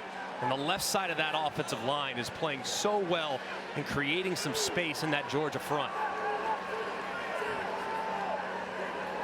That line anchored by the center, Eli Cox. Another tough run. Demarion Wilcox, first down to the 30-yard line. 4 carries for 29 yards for Wilcox, who had just 2 carries for his career prior to tonight. Now this is a spot. You get 1st and 10, 30-yard line. I'm thinking if I'm Bush Hamdan, I'm going to take a shot. Play action. We've been running the ball really well. I'm going to go hard play action with full protection and see if I can't hit one of my speedy wide receivers in the end zone. 8th play of the drive. The first 7 it featured 6 runs. Sumo Carnbay. That offensive line was surprised for Kentucky and how much it got dominated last week. Mark Stoops had a conversation with Eli Cox, the center leader of that group. 2nd team all conference last year without Jagger Burton as usual to his left. This offensive line much better for Coach Wolford. Just a great answer too. And the guys that struggled last week, Marcus Cox and Eli Cox, they've played extremely well at left tackle and center respectively. Here comes a Georgia blitz. Vandegrift, time, and the receiver was not on the same page. He threw it behind Dane Key, who was running to the post. Vandegrift trying to anticipate with pressure in his face, trying to get that ball out quickly, but because of the rotation by the defense to the right-hand side, he had one-on-one on the backside for Barryon Brown, and they got to continue to look in his direction because he's had some one-on-ones today. We're 3rd down and 8 on that final drive of the first half that resulted in the go-ahead field goal. Kentucky went 4 for 4 on 3rd down. For the game last week, they were 3 out of 15 against the Gamecocks. Sumo Carnbay breaking tackles, and then he gets belted. Dan Jackson came up to hit him. Jalen Walker had him down low. 4th down and 2, no hesitation. Mark Stoops wants more points. So many teams, Mark Stoops asked him yesterday, they are always thinking you got to be aggressive against Georgia. You got to be aggressive. Going forward on 4th down, being aggressive in plus territory. His defense has played so well tonight, and he trusts them so much that he's willing to take the 3 here as opposed to potentially rolling the dice on 4th and short. Rayner already 2 for 2 with the school record 55-yarder. This is from 40. Mark Stoops criticized himself for the decision to go for a 4th down in his own territory last week. They didn't get a 4th and 1 on their own 31. 3 for 3 is Rayner. It's back to a 6-point Kentucky lead.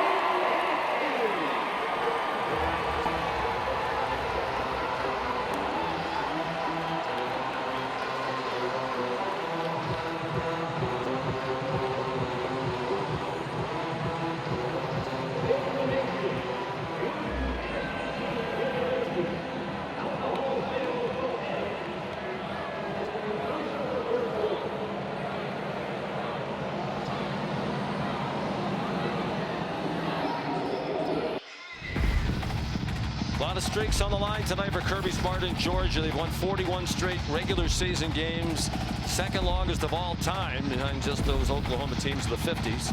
They've won 27 in a row in the regular season in conference play. Tied for the longest with Alabama in the 70s. They've won 15 straight on the road, the longest such streak in school history, and they've won 14 in a row against Kentucky, which is their longest streak ever against an SEC opponent. Since the start of 2021, 48-2. As many national championships as losses. Only lost last season, Alabama in the SEC title game. The kickoff by Aiden LaRosse is a touchback. Here's Molly McGrath. Well, Sean, Georgia head coach Kirby Smart was feeling the pressure he was getting in players' faces before this drive. He was emotional. He was singling guys out, grabbing them and yelling at them. And this team kind of needed a fire lit under them. At times today, they looked shocked at how things are going. So Coach Smart is setting them straight. Well, hard for that offense to get in much of a rhythm. Kirby mentioned that to Molly on the way off at halftime. That's another near 6-minute drive for Kentucky. They've had it for 25.5 minutes to 10.5 roughly for Georgia and Carson Beck. 5 for 11 for 32 yards after he threw for 389 against the Cats last year in Athens. Forced to pull it down by Deion Walker. Man breaking open, but he missed him. 10 for Dylan Bell with Maxwell Hairston in coverage and trailing in coverage. But the throw off target. Man, these are the throws that you just don't see missed by Carson Beck. And talking to Mark Stoops, talking to Brad White, they admit, they say they got to be just a little bit off for us to win this game. And these are the throws that Carson Beck makes in his sleep. He's got Dylan Bell wide open, downfield, scramble drill, set up. Did have to avoid the rush, but man, the missed throw would have been a touchdown if he hit it.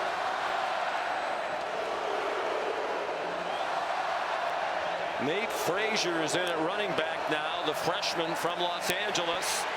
Beck got belted as he threw, but he got it to Dominic Lovett, who swung down at the 42-yard line.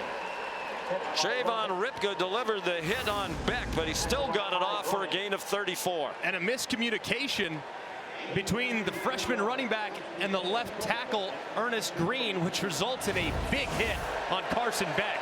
Just a freshman running back mistake right there. First time the offense has advanced the ball into Kentucky territory. Frazier. Dumped by David Rayner. That looked like it could have been a bigger problem for Georgia with the defenders from Kentucky arriving just as the ball did.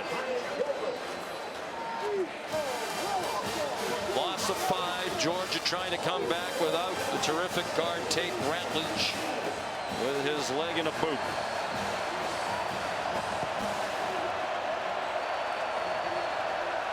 One of the 4 returning O-line starters from a year ago. Trevor Etienne back in at running back. Frazier's played sparingly. Movement.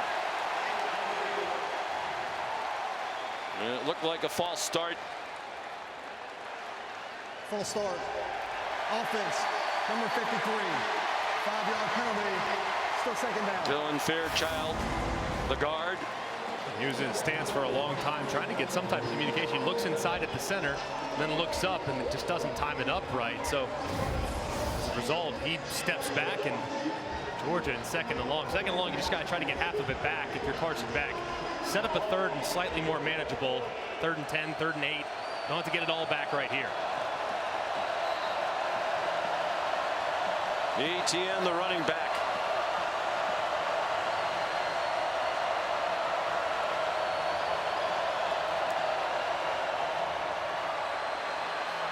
Beck down the middle and caught by Dylan Bell with tight coverage from Ty Bryant.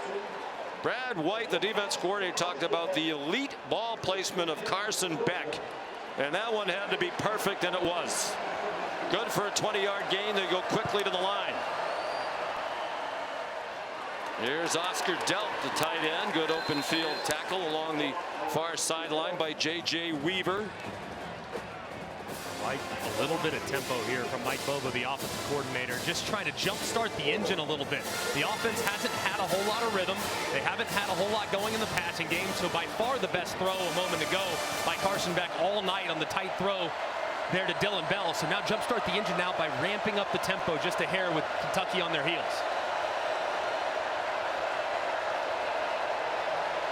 Etienne, the running back. Beck handed it to him, and he could not break free. Did lunge forward to the 26-yard line. De'Eric Jackson made the tackle.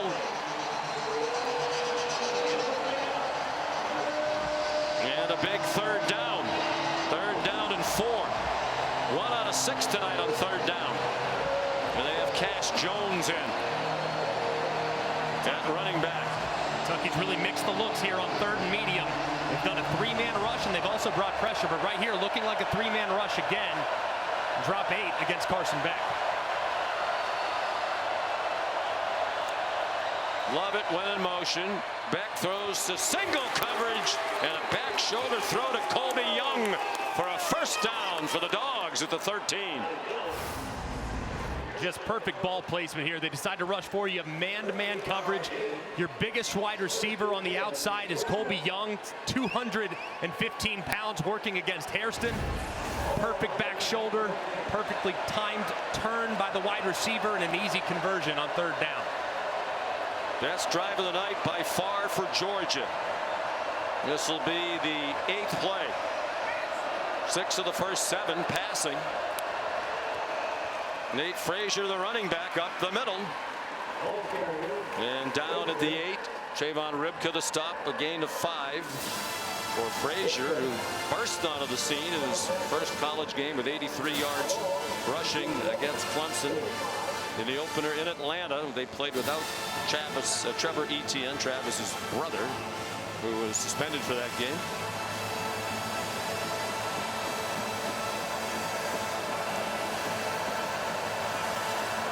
Under 5 minutes to go in a fast-moving third quarter. Frazier again trying to bounce outside, and he's dropped. Back at the 13-yard line by Ty Bryant. And Bryant with a great job. Look at the eyes. Into the backfield, sees it the whole way, sees the handoff, and then boom. He takes off and drops the freshman behind the line of scrimmage. These safeties have been great in run support all night long between what we've seen from Bryant and Childress. They mark it at the 12, a loss of 4.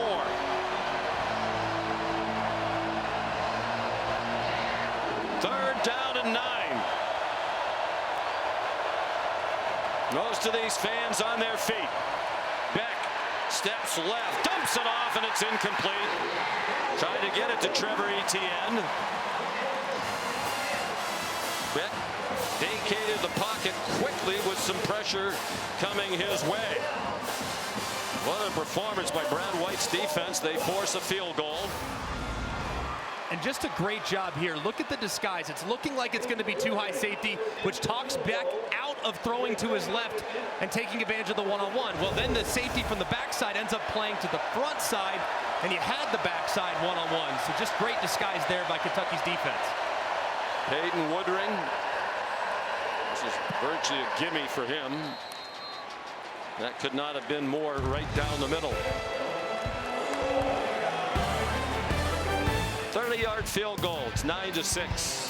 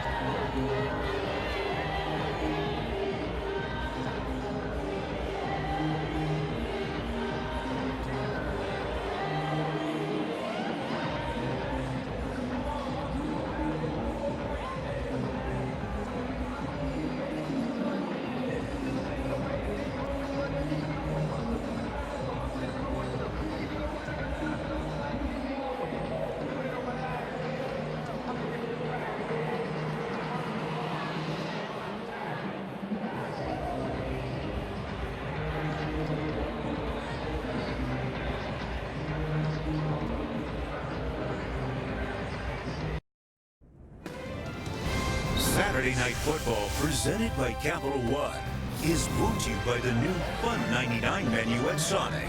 Live free. Each Sonic. About 60 miles away in Bardstown, Kentucky, known as the bourbon capital of the world, the 33rd annual Kentucky Bourbon Festival. I know you would have liked to have been there yesterday. You were here working.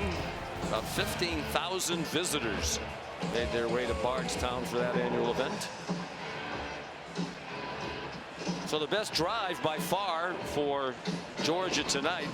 Matter of fact, Beck in the first half went 5 for 11 for 32 yards.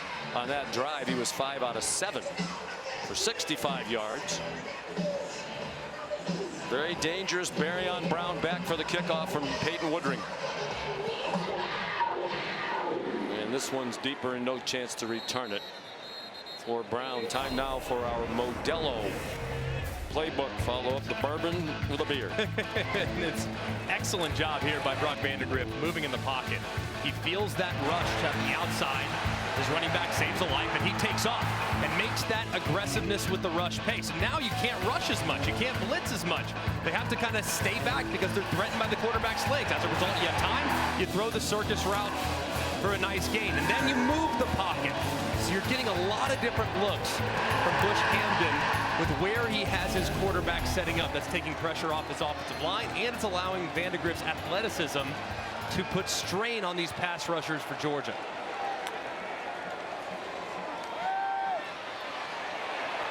Vandagriff managed to avoid Ty Ingram Dawkins, and then he was taken down by Raylan Wilson, a 1-yard gain.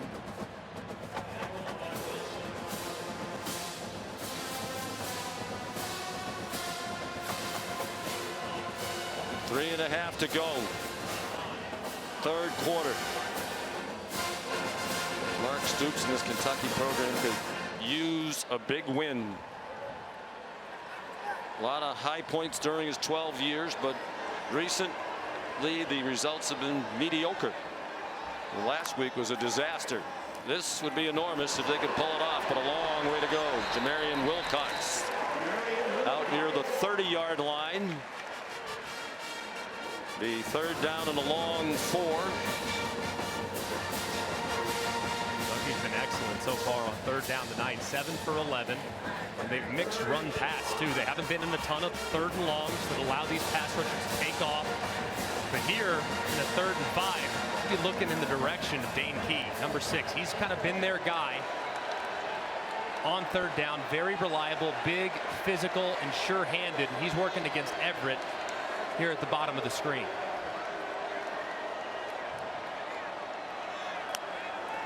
Vandagriff, no pressure. Zings one, and it's broken up. Even with all that time, he couldn't find anybody open. Nice play by Julian Humphrey to bat it out of midair. Trying to get it to Fred Ferrier.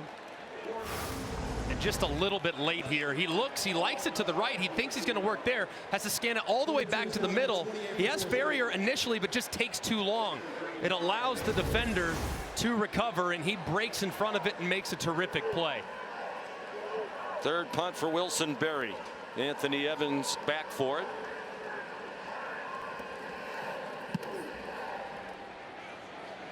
Tumbling punt, fair catch signaled and made by Evans at the 33. 37-yard punt. You're watching the Dr. Pepper Championship Drive Game of the Week.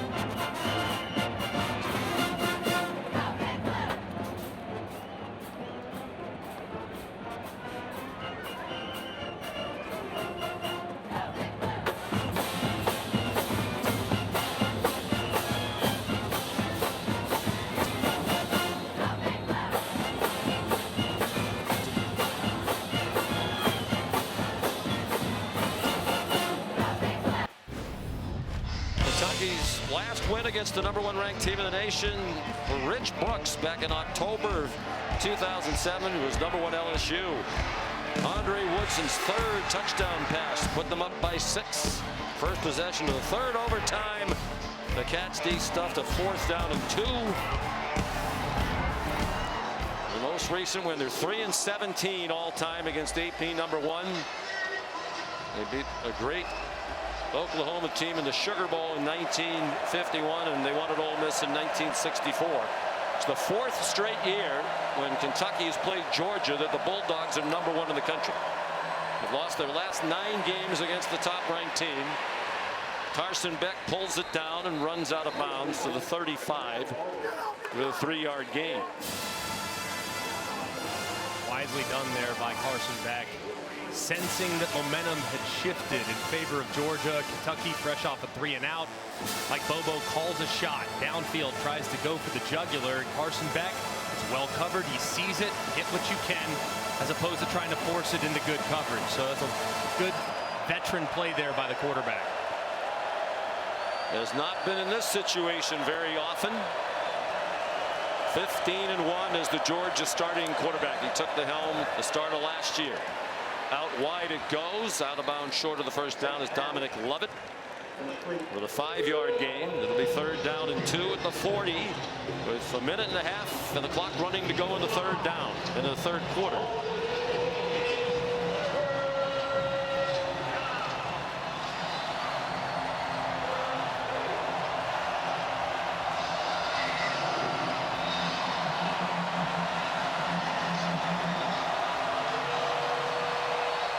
Two for 8, the Dogs on 3rd down tonight.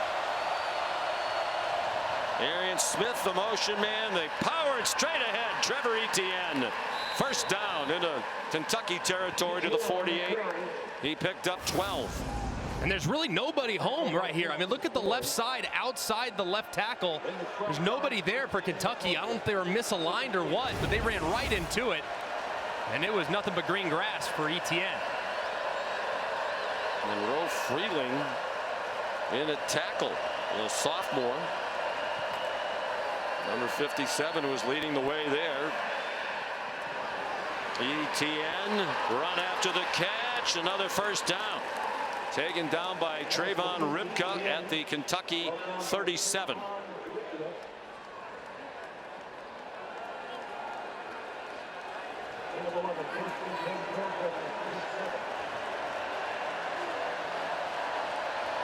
Final seconds of the 3rd quarter.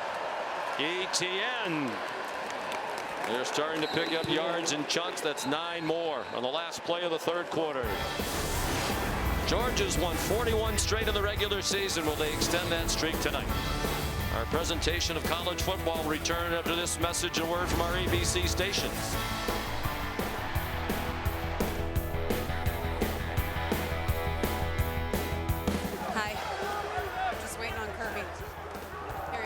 And Robinson has touched the ball tonight, but he took it into the end zone. 10-play, 67-yard drive. The Dogs up by 4.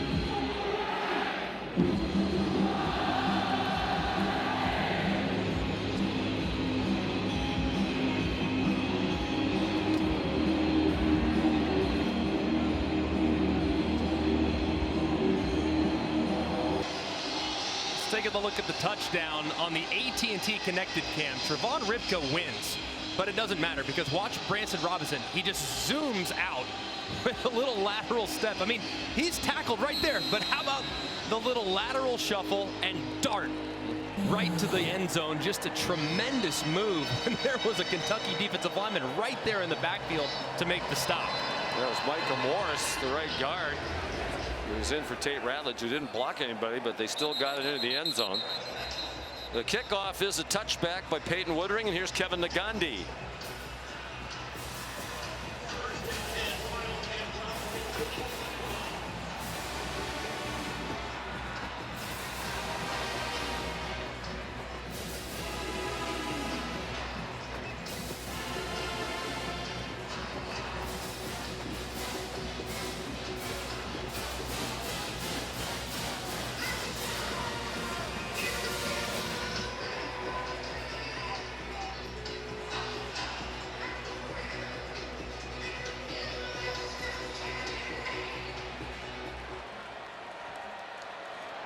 All Seans are tough, Greg. I've heard that.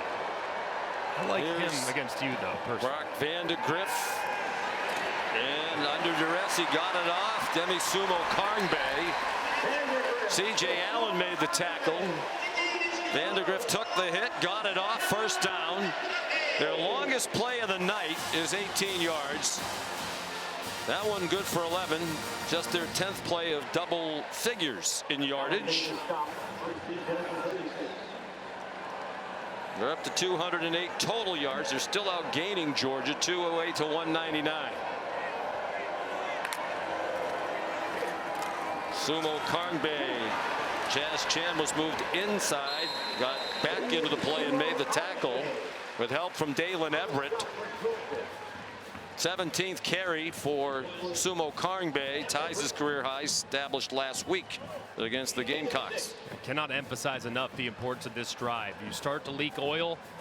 Georgia now is answered with 10 consecutive points, finally has some rhythm offensively, finally finds the end zone on the last possession. So you got to allow your defense a little time to settle down by putting together a nice drive here on offense.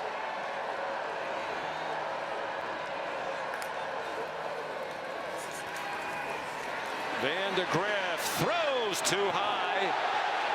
Chambliss running in coverage with the tight end Kamari Anderson, who was trying to sell that he was being held. He convinced the crowd, but not the officials.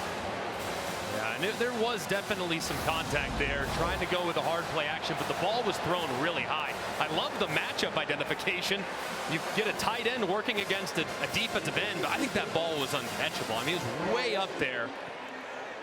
And as you see, I mean, it's probably 10, 12 feet off the ground as it sails over the head by 5 or 6 yards.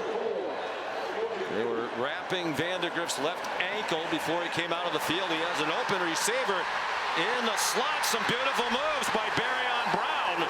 And finally taken down by Dan Jackson.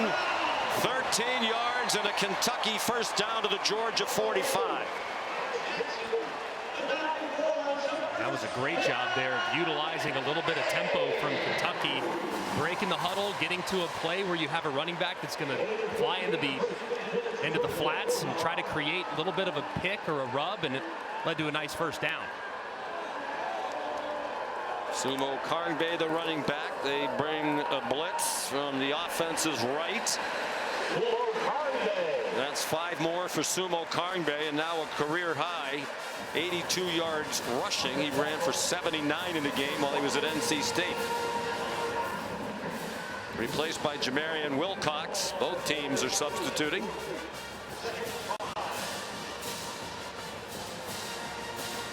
And one thing that this game makes you think about, Greg, is how good that South Carolina defensive front is. No doubt about it. As they whipped Kentucky up front last week. This O-line has held its own against Georgia tonight. Wilcox stacked up, looked to be about a foot short of the first down. You'd have to think this is 4-down territory. No question. Plus territory, short yardage. Absolutely think it 4-down territory. Mark Stoops said going for that 4th down in his own territory last week was largely a product of analytics. You got the sense he's going to go with his gut going forward.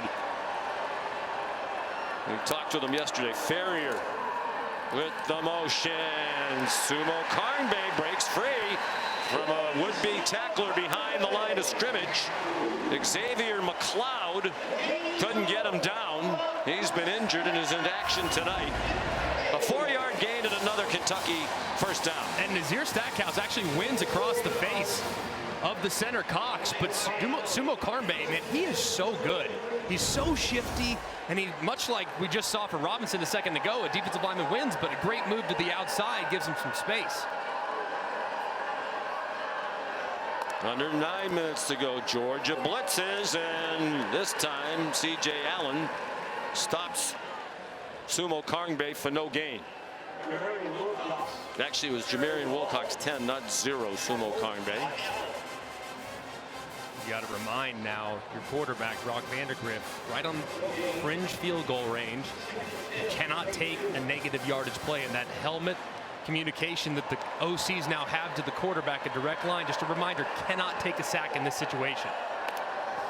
9th play of this Kentucky drive. The throwback is deflected and falls incomplete. Jalen Walker got a hand on it.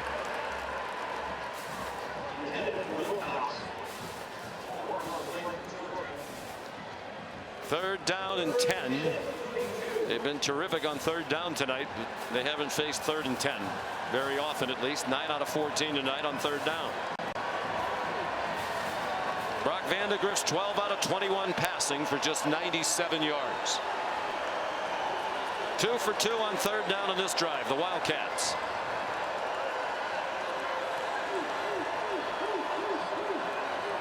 Play clock down to 2 as Vandagriff got the snap. Quick pop through the hands of his receiver. Looked like a catchable ball for Jamori Macklin. It went through his hands and fell incomplete. And that's a tough one there for Jamori Macklin. I mean, got a little bit of alligator arms. The ball's a little bit too far inside. He senses that defender coming inside out, the defender C.J. Allen. And Vandagriff extremely frustrated, but really for the receiver, you got to body him up. You got to throw it right on his body there so you're not throwing him into contact and the potential collision. Macklin definitely aware of the traffic around him. It's now a 51-yard try to get them within a point. Alex Rayner. Good. He's made 2 from 50 plus tonight, including the school record 55-yarder to get the scoring started. It's a 1-point game with 8 minutes to go in Lexington.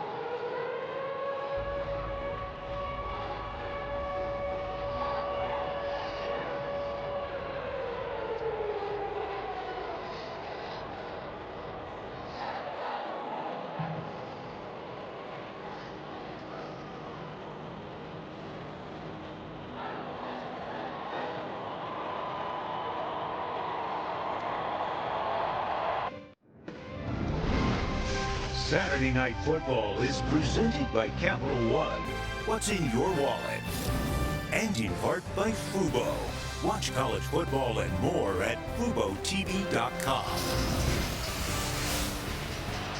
13-12, Georgia with 8 minutes to go. Kirby Smart told us last night it's always tough when we come to Kentucky, and the numbers bear that out. 4 years ago, 14 points in the win over the Cats, the fewest under Kirby Smart in a road win. 2 years ago, they won 16-6 here. Kirby said it was the coldest he's ever been at a football game. It was 37 degrees at kickoff, with 20-mile-an-hour winds out of the north, making it feel much colder than that.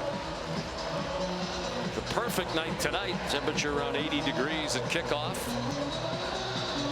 Light breeze. It's a 1-point game. Aiden LaRosse, this is returnable for Anthony Evans from the 1. Flag down. Evans, another flag down. He's down at the 36. Marion Wilcox made the tackle.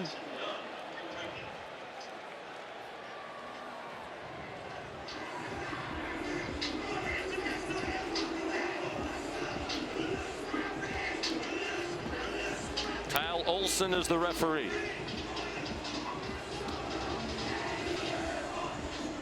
Been a very cleanly played second half.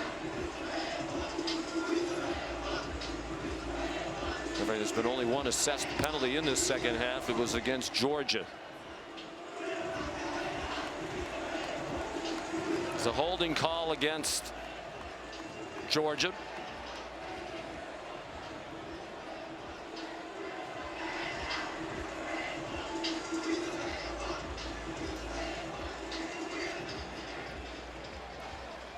During a kick, holding, receiving team. That 10-yard penalty been enforced in the previous spot. We will re-kick.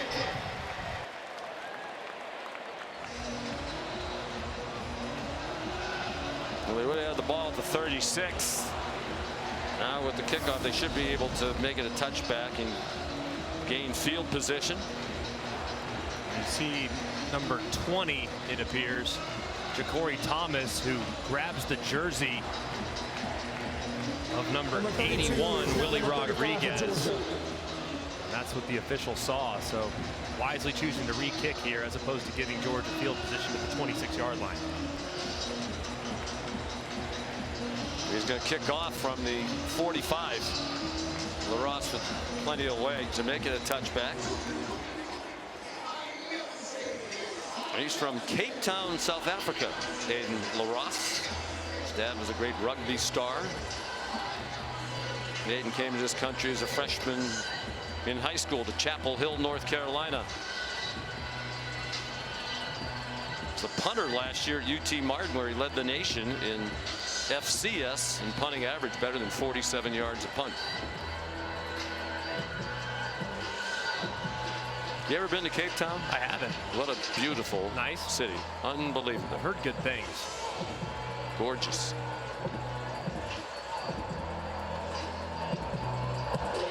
It will be a touchback. So the penalty hurts Georgia. Here's Kevin.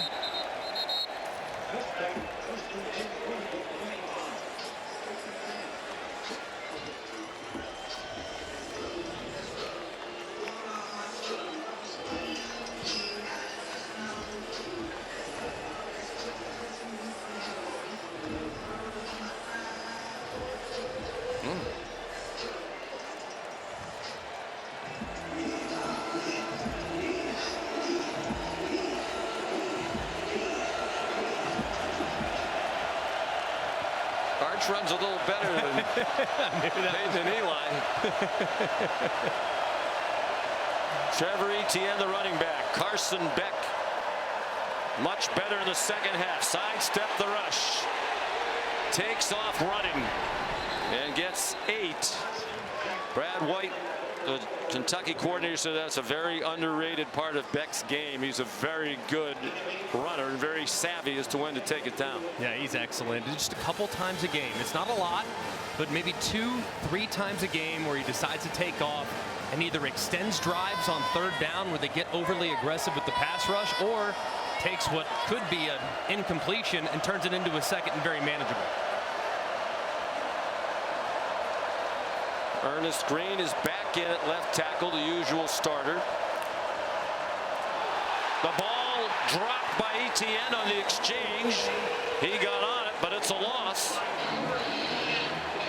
Back to the 28-yard line. It'll be 3rd down and 7. And it looked like Carson Beck just never had control of it. It looked like the snap was in a pretty good spot, but took his eyes off of it. You see his eyes working to their left before he secures the catch. So huge mistake there by the 5th-year senior. It never got to Etienne, just a clanger off the hands of Beck.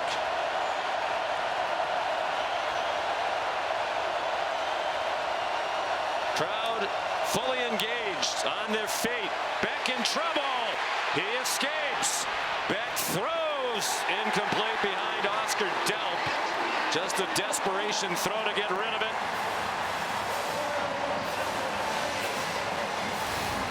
And a great call here by Brad White. You have a bunch of guys moving up. You have some zigzags. You have some games. And you have 6 guys rushing and overload the protection on the right-hand side. Just an excellent job of forcing Carson Beck out of the pocket and maintaining great coverage downfield, so there was no option for him to work on scramble drill. Brett Thorson will punt for the 5th time. Maury Macklin back deep. The 5 punts matching his most ever in a game. 3rd time he's done it. He got a great bounce off a low kick. It certainly was not pretty, but effective. 57-yard punt. Kentucky will start at the 16-yard line, down by a point. You're watching the SEC on ABC.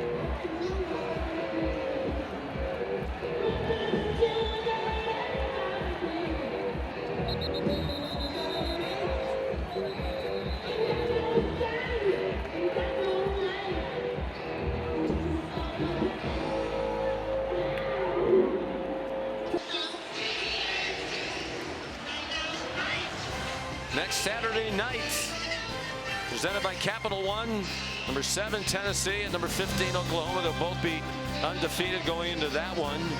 Game day will be there as well. The game starts at 7:30. Tennessee is leading Kent State 71 ESPN is projecting the Vols as the winner of that game. Still 7 minutes to go there. What an offensive juggernaut the Vols are. Another tough run by Demi Sumo Karngbe, got 4. Molly? Well, on Kentucky's last possession, you saw that third down ball go through Jamori Macklin's hands, and on the sideline, Brock Vandegrift went up to Macklin, took accountability, pointed to himself, and said, "That's on me." After last week's loss, Kentucky coaches challenged Vandegrift to be more vocal on the sidelines. He's usually pretty quiet, but he's been more active on the sideline, telling receivers exactly what he needs from them. He's definitely a different leader today, guys. It wasn't a great throw, a bit of a wobbler, not in a great position. It looked like he was hollering at Macklin at the time.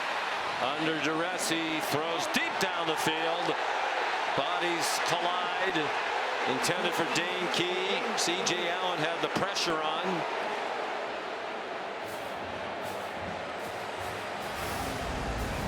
Looked like the throw as Vandegrift got hit as he was trying to release this football.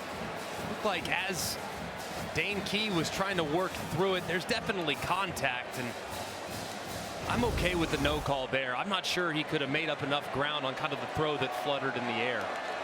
Taking the deep shot gives them a difficult third down and 6. 9 for 15 on third down. Vandegrift rolling right. Jalen Walker coming after him. There's a flag down. The pass is incomplete. Flag down in the secondary. Demi Sumo Karngbe, the intended receiver.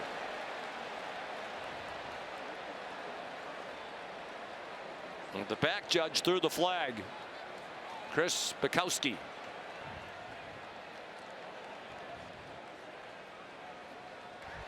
Prior to the pass, holding, defense, number 24. Taking down the penalty, automatic, first down. Malachi Starks, who was involved in that mini collision on the previous play, flagged this time. And you're going to see the receiver working against Malachi Starks. He's in man-to-man. He tries to cross-face right there, but Malachi Starks, his hand kind of grabs up around the shoulder pad and doesn't allow the receiver, Dane Key, to get out on his route. One of the best in the country in coverage as a safety, but that time, pretty good route, and he has to hold on for dear life, and the official calls it. Brock Vandegrift, well aware of what a great player Starks is. So I'm going to have to use my eyes to try to move the safety out of position. Georgia blitzes. Walker again in hot pursuit. Vandegrift runs away from him and gets knocked out of bounds near the first down marker by C.J. Allen. Well, the Georgia defenders know he has that speed. They practiced against him for 3 years. Just a great job here. Protection. Jalen Walker fighting through 2 Wildcat blockers, and he forces him out of the pocket. The progressive pylon cam shows you the big collision there between C.J. Allen and his former teammate Brock Vandegrift. They did just barely get the first down. They're at the 40. Sumo Karngbe bouncing off Georgia. Would-be tacklers. It has not been a great tackling night for the usually reliable Georgia defense in that area. 8-yard gain. Bear in mind, Alex Raynor's already kicked 4 field goals, 2 of them from 50 yards. They don't have to go much further to get into his range. And the clock is a factor now. 4.5 minutes to go. 3 timeouts for each side. On 2nd and 2, the pistol. And Sumo Karngbe has the first down at midfield. Marion Wilcox, rather, his stand-in.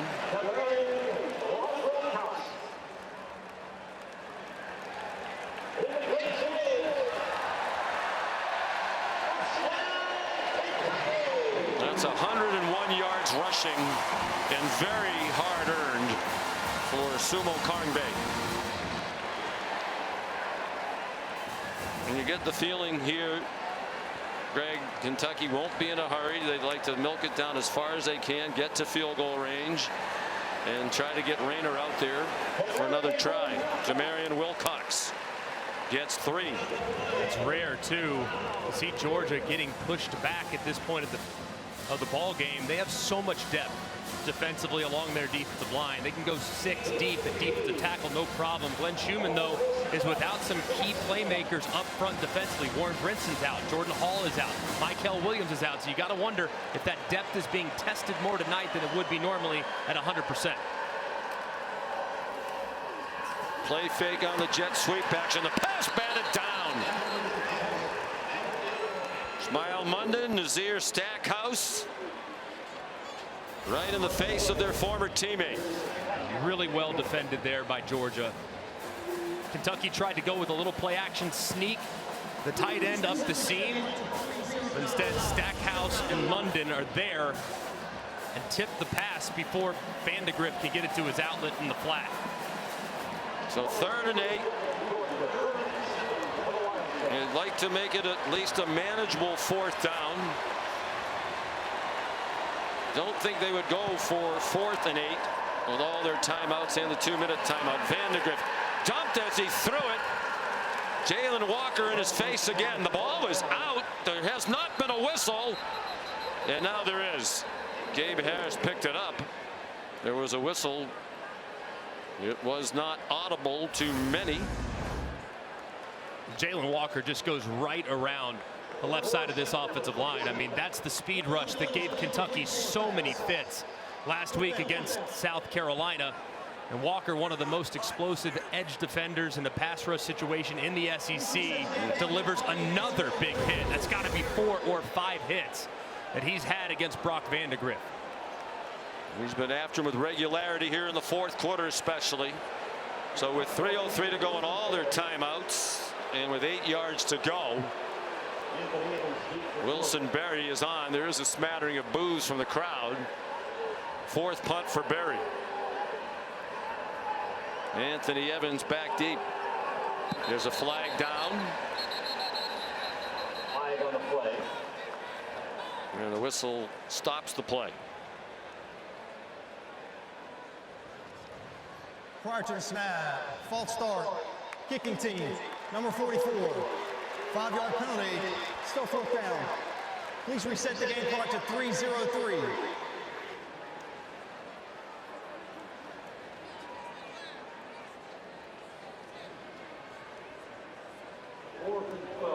Kentucky 48.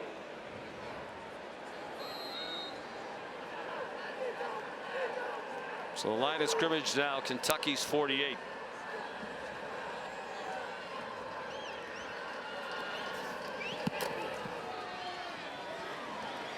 Evans, fair catch just inside the 15. Time for tonight's Sonic Drive-In recap. Really, these last couple drives for Georgia starting to figure it out along the offensive line, the running game, as they lean on Trevor Etienne, the transfer from Florida. Get it to him between the tackles. You get it to him out in the flat. See what he does with it. The guy's excellent with the ball in his hands after the catch. This time almost tight ropes the sideline before giving way to Robinson, who pays it off in the end zone for the game's only touchdown. This offensive line really struggling throughout most of the first 3 quarters. Has settled in here in the 4th quarter against an excellent Kentucky defensive line, and the offense has a lot of rhythm as a result. Better in the 2nd half, but it still adds up to just 202 total yards for number 1 Georgia. Nate Frazier stacked up. Mark Stoops will use his first timeout. Clock is still running, and several seconds ran off. Jordan Lovett up from the secondary. Please reset the game clock to 2:53. Next week, our primetime matchup on SEC Network is at 7:45. Georgia Southern and number 5 Ole Miss. Ole Miss 3-0. Defeated Wake Forest today 40-6. Download the ESPN app or go to ESPNplus.com/schedule to watch all the action. Well, if you're Georgia here, how do you play it? I just continue to lean on that run game. They've done a pretty good job running it between the tackles, but at this point, I might think to maybe get to the outside just a little bit more. I have really athletic running backs. And the defensive line of Kentucky, they know that they're going to try to run the football. They're going to be very, very stout between the tackles. You have a 350-pound defensive tackle that's an All-American in Deion Walker. So maybe try something outside the tackles and see if you can't use your athleticism to your advantage.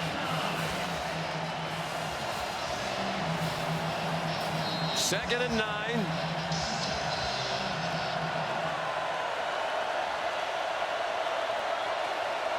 Georgia at its own 16. Trevor Etienne, the running back. They play fake it to him. Down it goes. Dominic Lovett out of bounds with a big first down for Georgia all the way to the 49. Great call by Mike Bobo and well executed for 36. And just a thing of beauty. Kentucky really selling out against the run. You see linebackers, you see safeties, all with eyes in the backfield. They get Lovett in the slot, slow developing play action, a little bit of misdirection in there as well. He breaks to the out, and that's how much trust Kirby Smart has in his starting quarterback to put the ball in his hands backed up, and you can run your way to victory. He lets him unleash. It's a big play. Huge play. 1 yard gain to the 50. Mark Stoops electing not to use the timeout. He's going to let it go down to the 2-minute stoppage.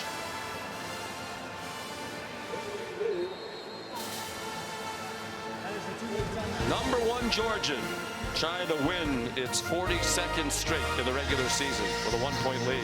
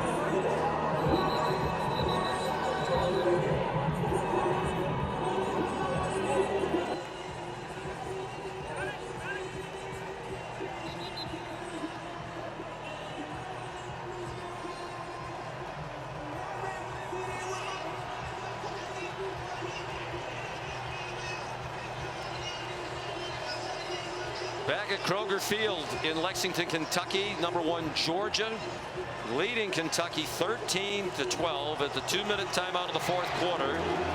And the Dogs looking at 2nd and 8 from midfield. Kentucky has 2 timeouts left. One more Georgia first down should just about put it away. Trevor Etienne, the running back. Carson Beck 14 for 23 for 152. The big 33-yard completion a moment ago to Dom Lovett. Play fake. Here's Oscar Delp. Shot down. The ball came out. Looked like it came out when he hit the ground, and that's the ruling. It also looked like he went down short of the first down, which will bring up 3rd down and 1. Ooh, and that ball did look like it might have been coming out before, but lucky for Georgia, Arian Smith right there to hop on it. They got it back anyway. Yeah, you're right. It's coming out. No question. That should have been a fumble. But Arian Smith recovered. And it's actually a break for Kentucky, because if it was a fumble, boy, Kirby Smart is getting after his group. This is a big review coming up, because it looked like to me on the first look, Greg, that where Arian Smith recovered the fumble, they might have the first down. Yeah, it looks like as the ball kind of squeaks out, falls forward just a little bit, where Arian Smith can recover it. Yeah, he's right along that 40-yard line. View from the progressive pylon cam. Let's bring in our expert, Matt Austin. Matt, what do you think? I agree with everything you said, Sean. It does look like the ball was definitely out before the runner was down, and it did trickle beyond the line to gain, so this should be a first down, Georgia. Which would be an enormous break for Kirby Smart.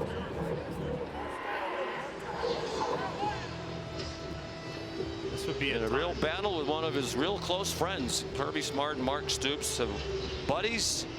Their wives are friendly.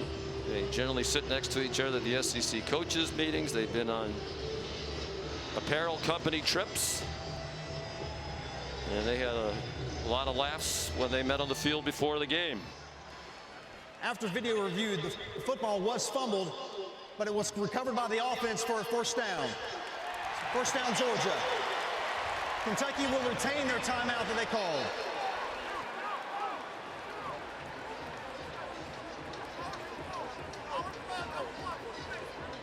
Couple of things to consider here. Not quite at that point just yet, but you can review just some clock management possibilities here. If you're Georgia, the last thing you want to do right here is score a touchdown.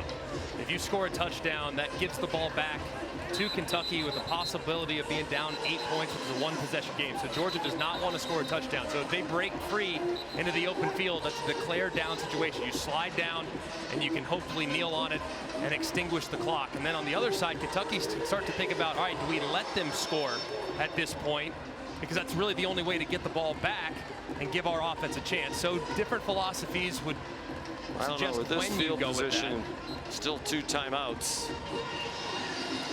Yeah, I don't think you're quite there yet, but that could be a situation that arises here momentarily for both sides of the ball. Georgia has not turned the ball over this year. That was close a moment ago. So it is a 1st and 10.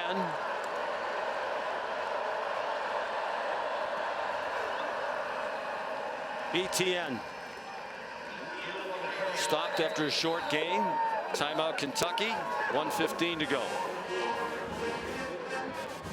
Pickup of 3. The life's so hard in the SEC. Mark Stoops here right now. We saw earlier today South Carolina, led for most of the game against LSU. Some self-inflicted mistakes were really costly to the Gamecocks. They blew a 17-0 lead. The margin is so fine when you're trying to pull off a big upset like this. It's so difficult to go on the road in this league. I mean, hostile environments, challenges with communication, momentum swings that are so emotional. It's so difficult to do, but when you look at it and you look at the opportunities when beating teams like LSU, when beating teams like Alabama, Georgia, Texas, you have to in some ways be flawless, and you have to hope that they're just a touch off. Georgia was just a little bit off tonight, but Kentucky's also had a couple mistakes as well that could have been capitalized upon. Had they made those plays, the situation right now at the end of the game might look very different.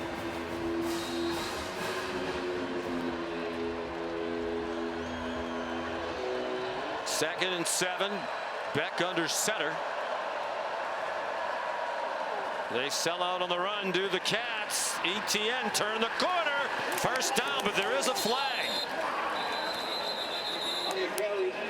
that would have been ball game over, and it will be if that play stands, as he had a first down inside the 30.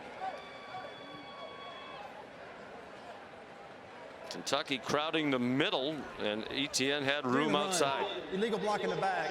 Offense, number 11. 10-yard penalty from the spot of the foul. The game clock will start on the snap.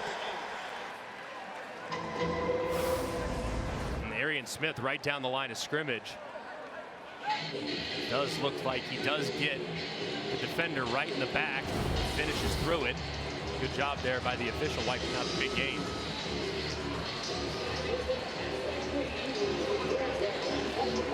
So it's 2nd and 15. There are some people on those headsets getting worn out by Coach Smart tonight. He's got to be frustrated. I mean, his Delt puts it on the deck in a fumble. They have penalties. I mean, they could put this game on ice, but they've had some self-inflicted mistakes. Can't imagine they'd throw it and risk an incompletion. It's Beck on the keeper. Dives down at the 40-yard line. Gain of 6. 1:02 to go. Final timeout used by Kentucky, and Beck grimacing as he gets up and leaning a little to his left. Please reset the game clock to 1:04.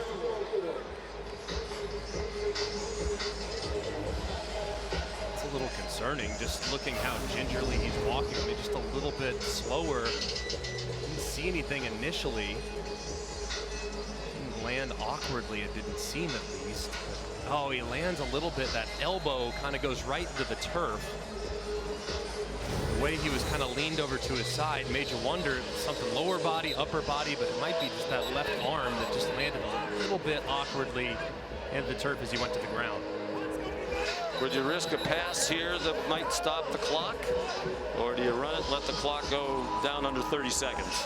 I would lean conservative here. I mean, their defense has played pretty well throughout the course of this game as far as eliminating big plays. You have a chance to pin it now with 25 seconds left in the game. So I'd run it. I would not risk it at this point. I agree with you. And if you have to punt it, punt it.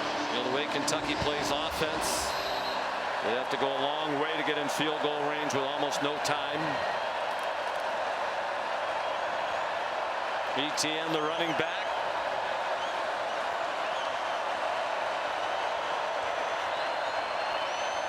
Beck communicating with everybody. The play clock down to 7. On the delay, Etienne stacked up with 1 minute to go at the 35. Now the other option would be a long field goal try. I don't know if you'd want to risk that, even though Woodring is outstanding. It would be about a 52-yard kick. They're lining up quickly.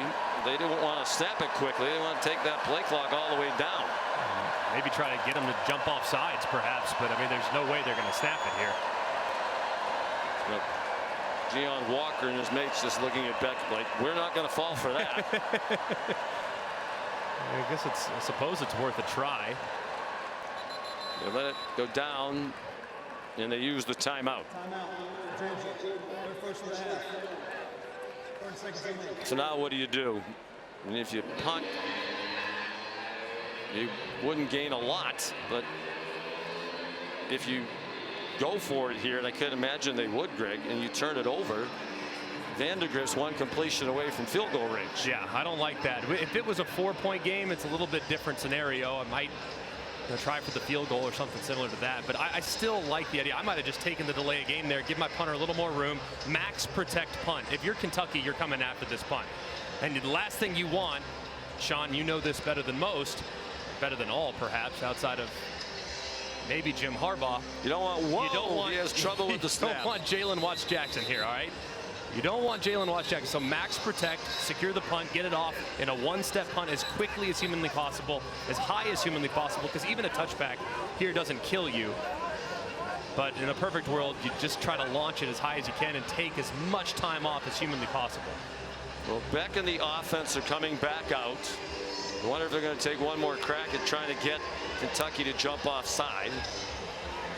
Vandegrift hoping for one last shot.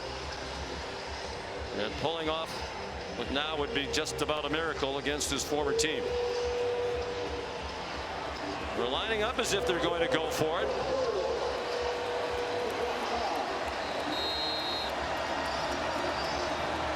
Fourth and 4 at the 35. Georgia leading by 1 with 18 seconds to go. Kentucky out of timeouts. They're trying to draw them off. And those Kentucky defenders looking at Beck as if to say, we're not going to go for that this time either. I wonder if this time they take the delay of game, though, as opposed to the timeout. It was worth a try. Delay game. Offense. 5-yard penalty. Still fourth down. Kentucky did jump offside in a critical 4th and short last week against South Carolina. So now Thorson is going to punt for the 6th time, a career high. Been a running joke within their program about how infrequently he punts.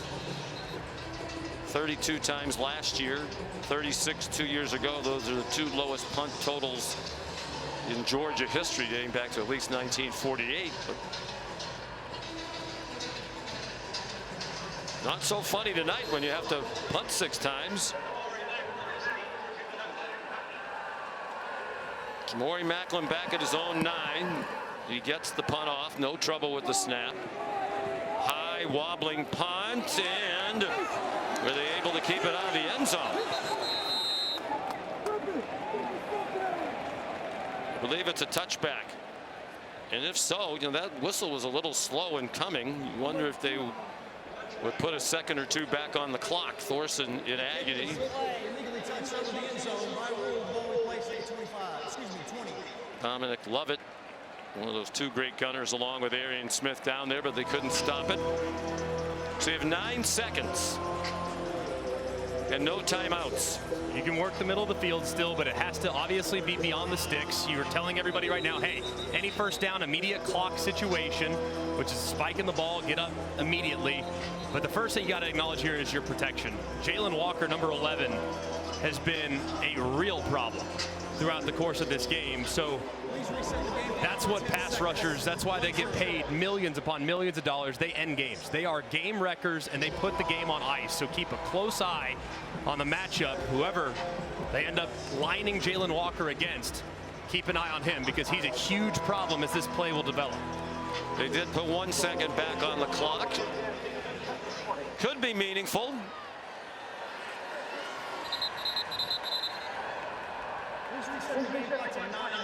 And they take the second back off.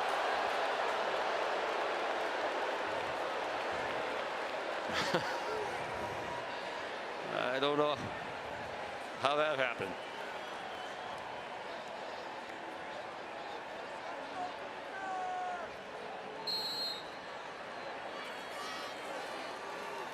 Here's Walker lined up right here over the right guard. He's the guy to watch in this situation. Vandegrift steps into the pocket. Walker's right there. He got it off for a first down to Jordan Dingle, and the clock runs out. And that 1 second could have been huge. I think they're going to take a look at this, though. It looked like he was down with maybe 1-2 seconds left. Clock obviously stops with the first down. Please reset the game clock to 2 seconds. All right, so you better get lined up. The clock will wind on the ready for play. You better get lined up and prepare to spike immediately. You might even now, with you have I think they're just going to snap it as soon as they get ready for play. Yeah, they're good now. So they get one last play. And another stoppage. The previous play is under video review to check the game clock. Oh, gee.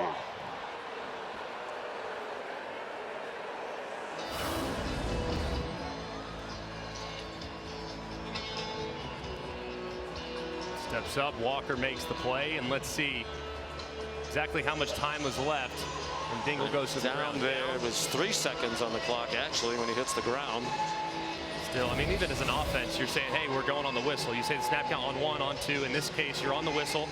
You snap it as soon as you hear the whistle. You got 1 play left. So This does give you the benefit to get lined up and run your Hail Mary play, or what most teams call Big Ben, which is the big clock. That's what you're thinking about this time. Run your Big Ben play, and maybe you start the pitch circus, because that's what could happen here with 3 seconds left. After video review, there were 3 seconds left on the game clock. The game clock will start on the ready.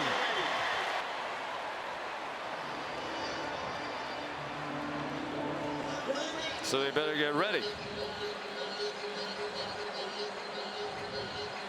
He's telling them to spike it.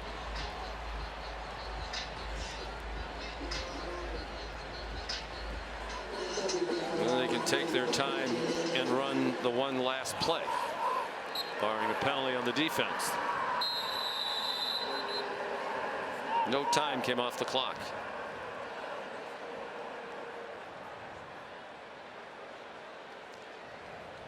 Please reset the game clock to 2 seconds. It did not run on that play.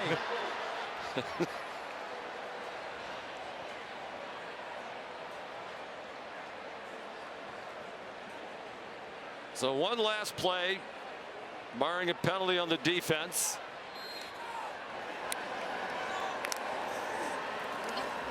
Vandegrift, they're going to try the laterals, but Malachi Starks is there on the tackle to drop Jordan Dingle, and it's game over. The Georgia Bulldogs have won 42 straight regular season games. Second longest streak of all time. They win their 28th in a row in conference play, moving out of a tie with some Alabama teams in the 70s, and Molly has Kirby. Coach, Kentucky and Brock Vandegrift had the ball with just seconds to spare. How much confidence and trust did you have in your defense in that situation? A lot of confidence in our defense. Our defense played lights out tonight. They got a good team. When you play on the road in the SEC, people don't respect that. And I'm not sure our guys listen to the message all week, because this is a good football team. You don't judge SEC teams on 1 week. So that's a good football team. We did what we had to do, but we did not play real well tonight. You told us that the first SEC road test will show us who we are. What did you learn about your team in this game? We're resilient. 3 years ago, we go to Missouri, and we almost lose that game at night on the road. Played at Auburn last year. First game of the year on the road, almost lost that game. So you got to find ways to win these, and that's what we did. We found a way to win. But the best news is we can wake these guys up and go get better, because the number one thing we got to do is get better. You guys had a hard time moving the ball on offense, didn't score until the fourth quarter. What kind of mental toughness did you see from Carson Beck in your offense? Well, it wasn't about Carson Beck tonight. It was about a lot of other things. It was a little bit about Kentucky playing really physical, doing a good job. They came after us and really aggressive. We got to have answers for that. But you know what? In the end, our offense did pretty good when they had to. And they got first downs, and they ate a lot of the clock. And I was really proud of them for that. All right, congrats on the win, Coach. Thank you. Thank you. Well, they have a week off to solve some of the issues that Kirby referenced. And then Alabama, prime time on ABC 2 weeks from tonight. They also have trips to Texas and to Ole Miss. And they extend all those streaks, 42 straight regular season wins, 28 in a row, as we said, in conference, 16 in a row in true road games, the longest active streak in the country, 15 wins in a row against Kentucky, their longest streak ever against any SEC foe. All that having been said, the pollsters go to cast their votes this week. Does Texas jump over them? There's probably going to be a strong overreaction to this, and Kirby Smart, no one will be happier if Texas jumps them than Kirby Smart. He doesn't care about being number one or anything like that, but he will be able to say to his team, hey guys, guess what? They're doubting you now. People think that you are not the best team in the country, and basically giving them the energy that they might need throughout the bye week to kind of galvanize that group off of somewhat of a lackluster offensive performance. Well, last year, Carson Beck in the 6th game of the year against Kentucky, that's really when he stepped onto the national stage with a career-high 389. Molly, a lot harder for Carson Beck tonight against a spirited Kentucky defense. Yeah, that's right, Carson. Kentucky didn't make it easy for you guys tonight. What did you learn about your team in this first road test? Yeah, I mean, you know, the theme of the week was blow by blow, you know, so how do you keep that motor rolling? How do you keep going the entire game and just try to chop down the tree? You know, watching the film, you go look at their game last week against South Carolina, you look at their defense, I mean, a tough defense. You look at their front seven, what they do, they're going to bring pressure, they're going to challenge you. That's what they did to us today, and I mean, they played a phenomenal game. I'm really proud of our guys, really proud of our defense for holding them out of the end zone, just field goals, and then us being able to get that one touchdown drive to eventually take the lead and then try to run the clock out at the end of the game. I know that you landed a little awkwardly there at the end of the game. I see you kind of working your shoulder. How are you feeling? What happened there? I'll be fine. You'll be fine? Yeah, I'll be fine.